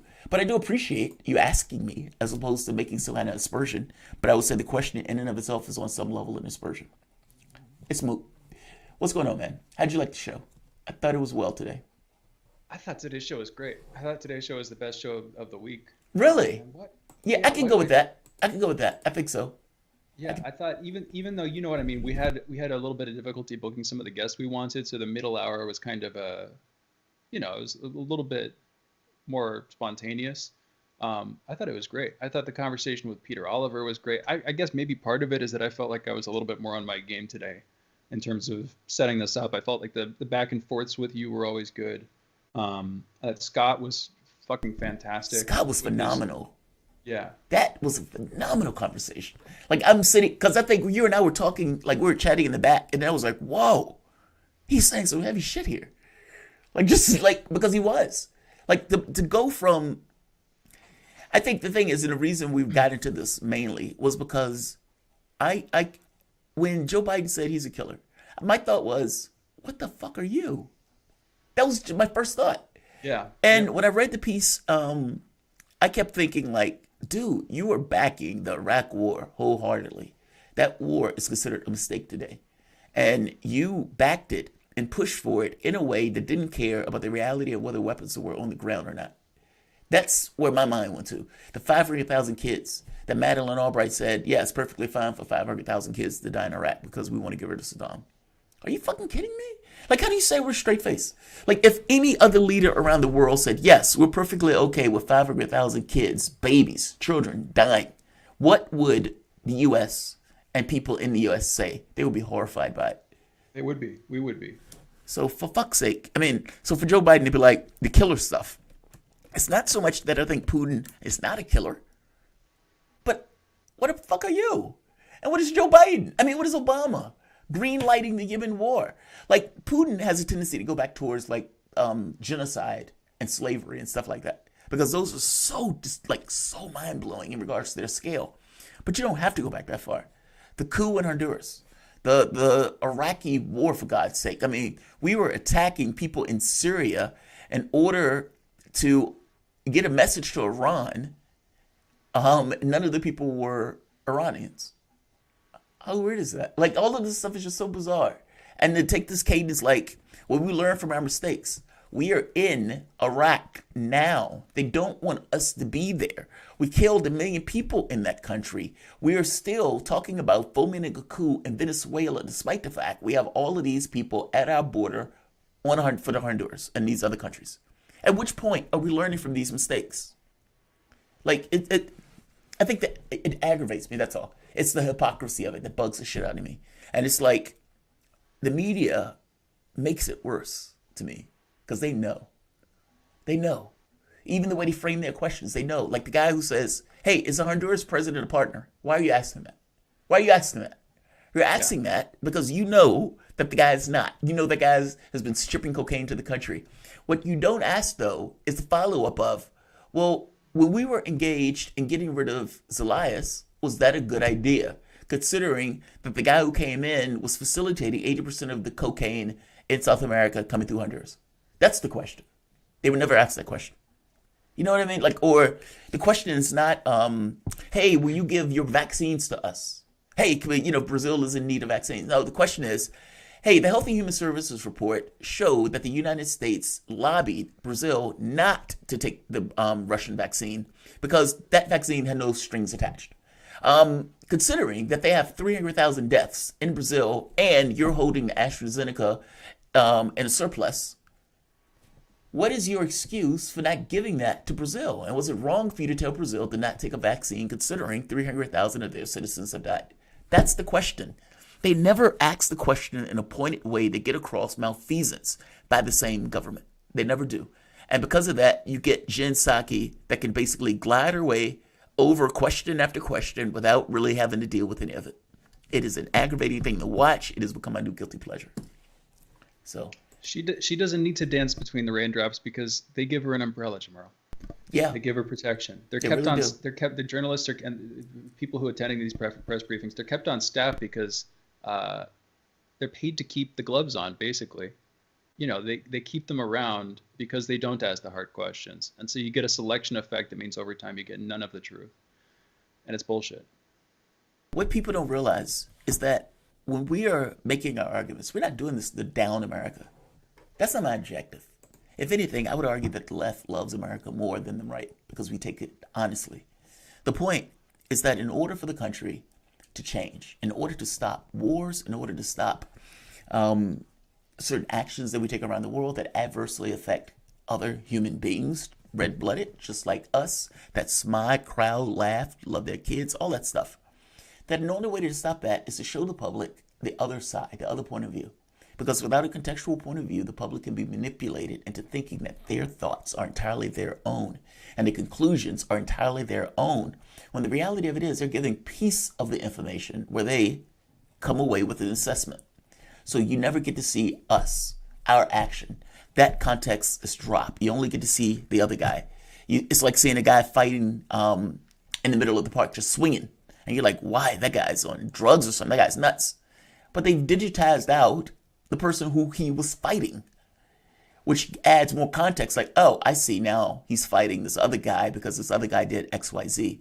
You can still end up disagreeing with the party. You can even still disagreeing that the action was necessary. But at the very least, you'll get and understand why they were behaving in that way. There's a difference in those things. You already have a bias because you live in the country. You need to add that extra bias of pretending as if the other person's point of view doesn't exist or is not valid. It's just aggravating, that's all. It's our, like I said, my job is context. Nobody gave me the job of doing context. That's kind of what I decided my job was. Because to me, I can function as an honest actor, just trying to expose information and saying, this is the truth of what happened. They don't want you to know that, but this is the truth. Now, make your judgment from this truthful, contextual position. It's that. That's my job. That's our job, I think. All right, my man. Agreed. Go for it. No, agreed. I thought Jordan was good too. I'm coming back to the show. I thought Jordan Chariton was great. Yeah, he was very solid on the Flint stuff. And I've noticed people giving him flack in the chat for it, but whatever. He seems pretty solid to me. Why are they giving him flack on Flint? I don't even know if it was on Flint. I think people just don't like him. I just know that there's a lot of fucking infighting. Oh, yeah, you guys can go fuck yourself on that one. More progressive media. Like, what the hell is this, folks? I don't know, man. I told you the left has gotten weird. Yeah, purity testing. I told you. You thought I was joking. Shane and I were having a conversation the other day, and I said the left has gotten very bizarre. And I don't know if it was because Sanders and it failed, and so all of this excess energy is just frenetic with nowhere to go, and so it just kind of goes into fuckery. I don't know. My value set hasn't changed. People around me on some level, and what they want to talk about has.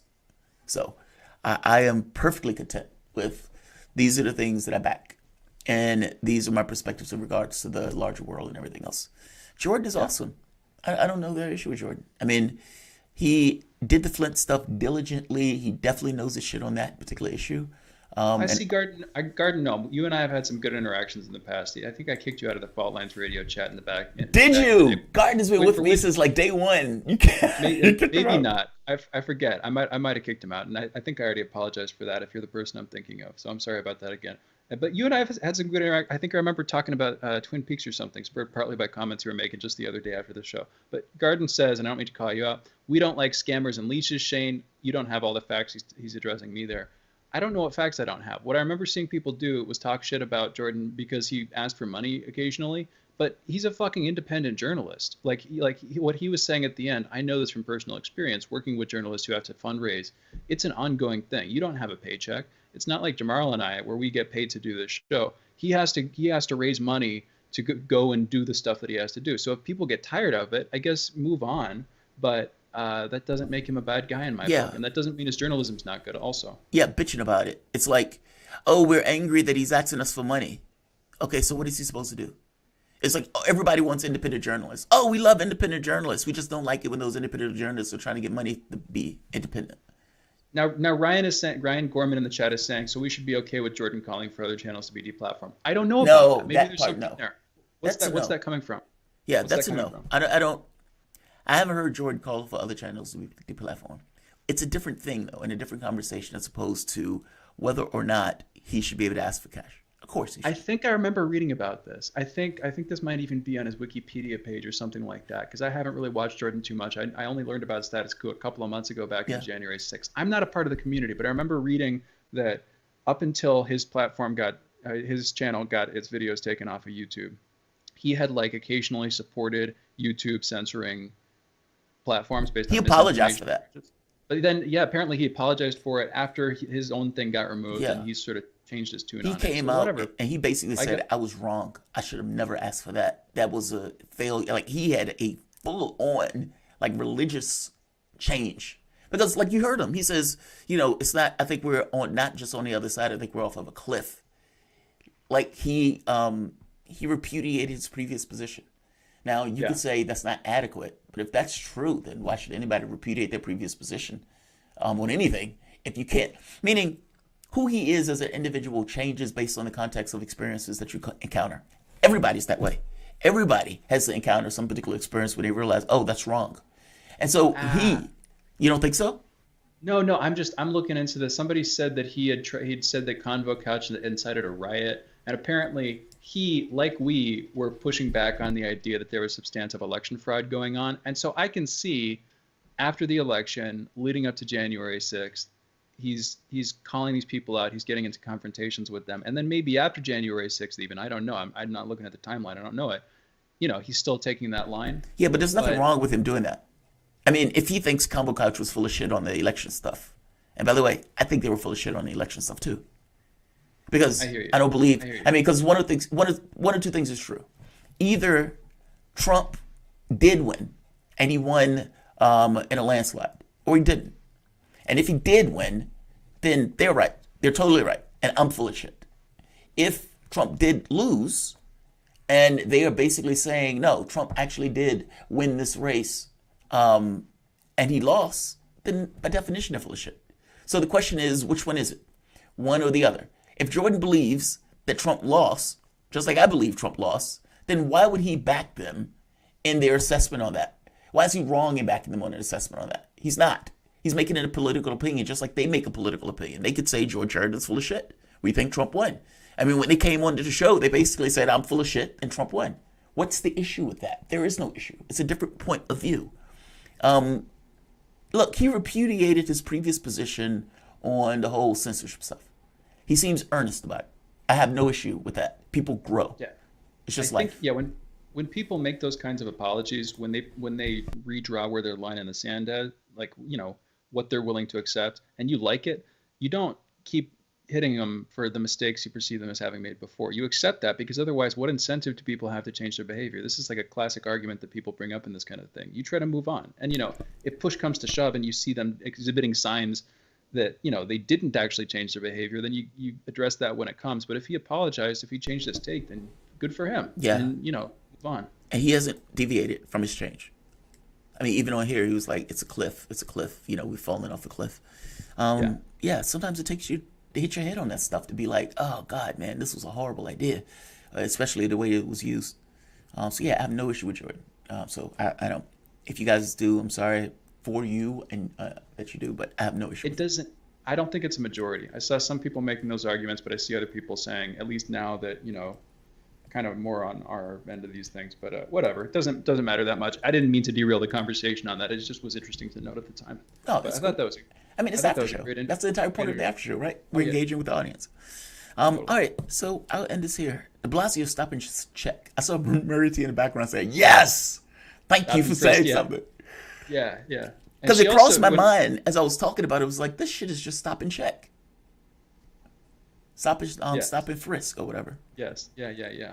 No, and she's right on that. And she also, when we were talking to Scott, she was like, should he? It's the kind of thing where you ask yourself, should he even be saying this? Like, should we be hearing this? Yeah. Should we even know this? Because it's so behind the scenes. Like, it's so like, all right, I need you to go do something monstrously illegal and just between us. It sounds like that. Like the people in the back room smoking cigars, figuring out, all right, how are we going to start a war? And somebody just let Scott in.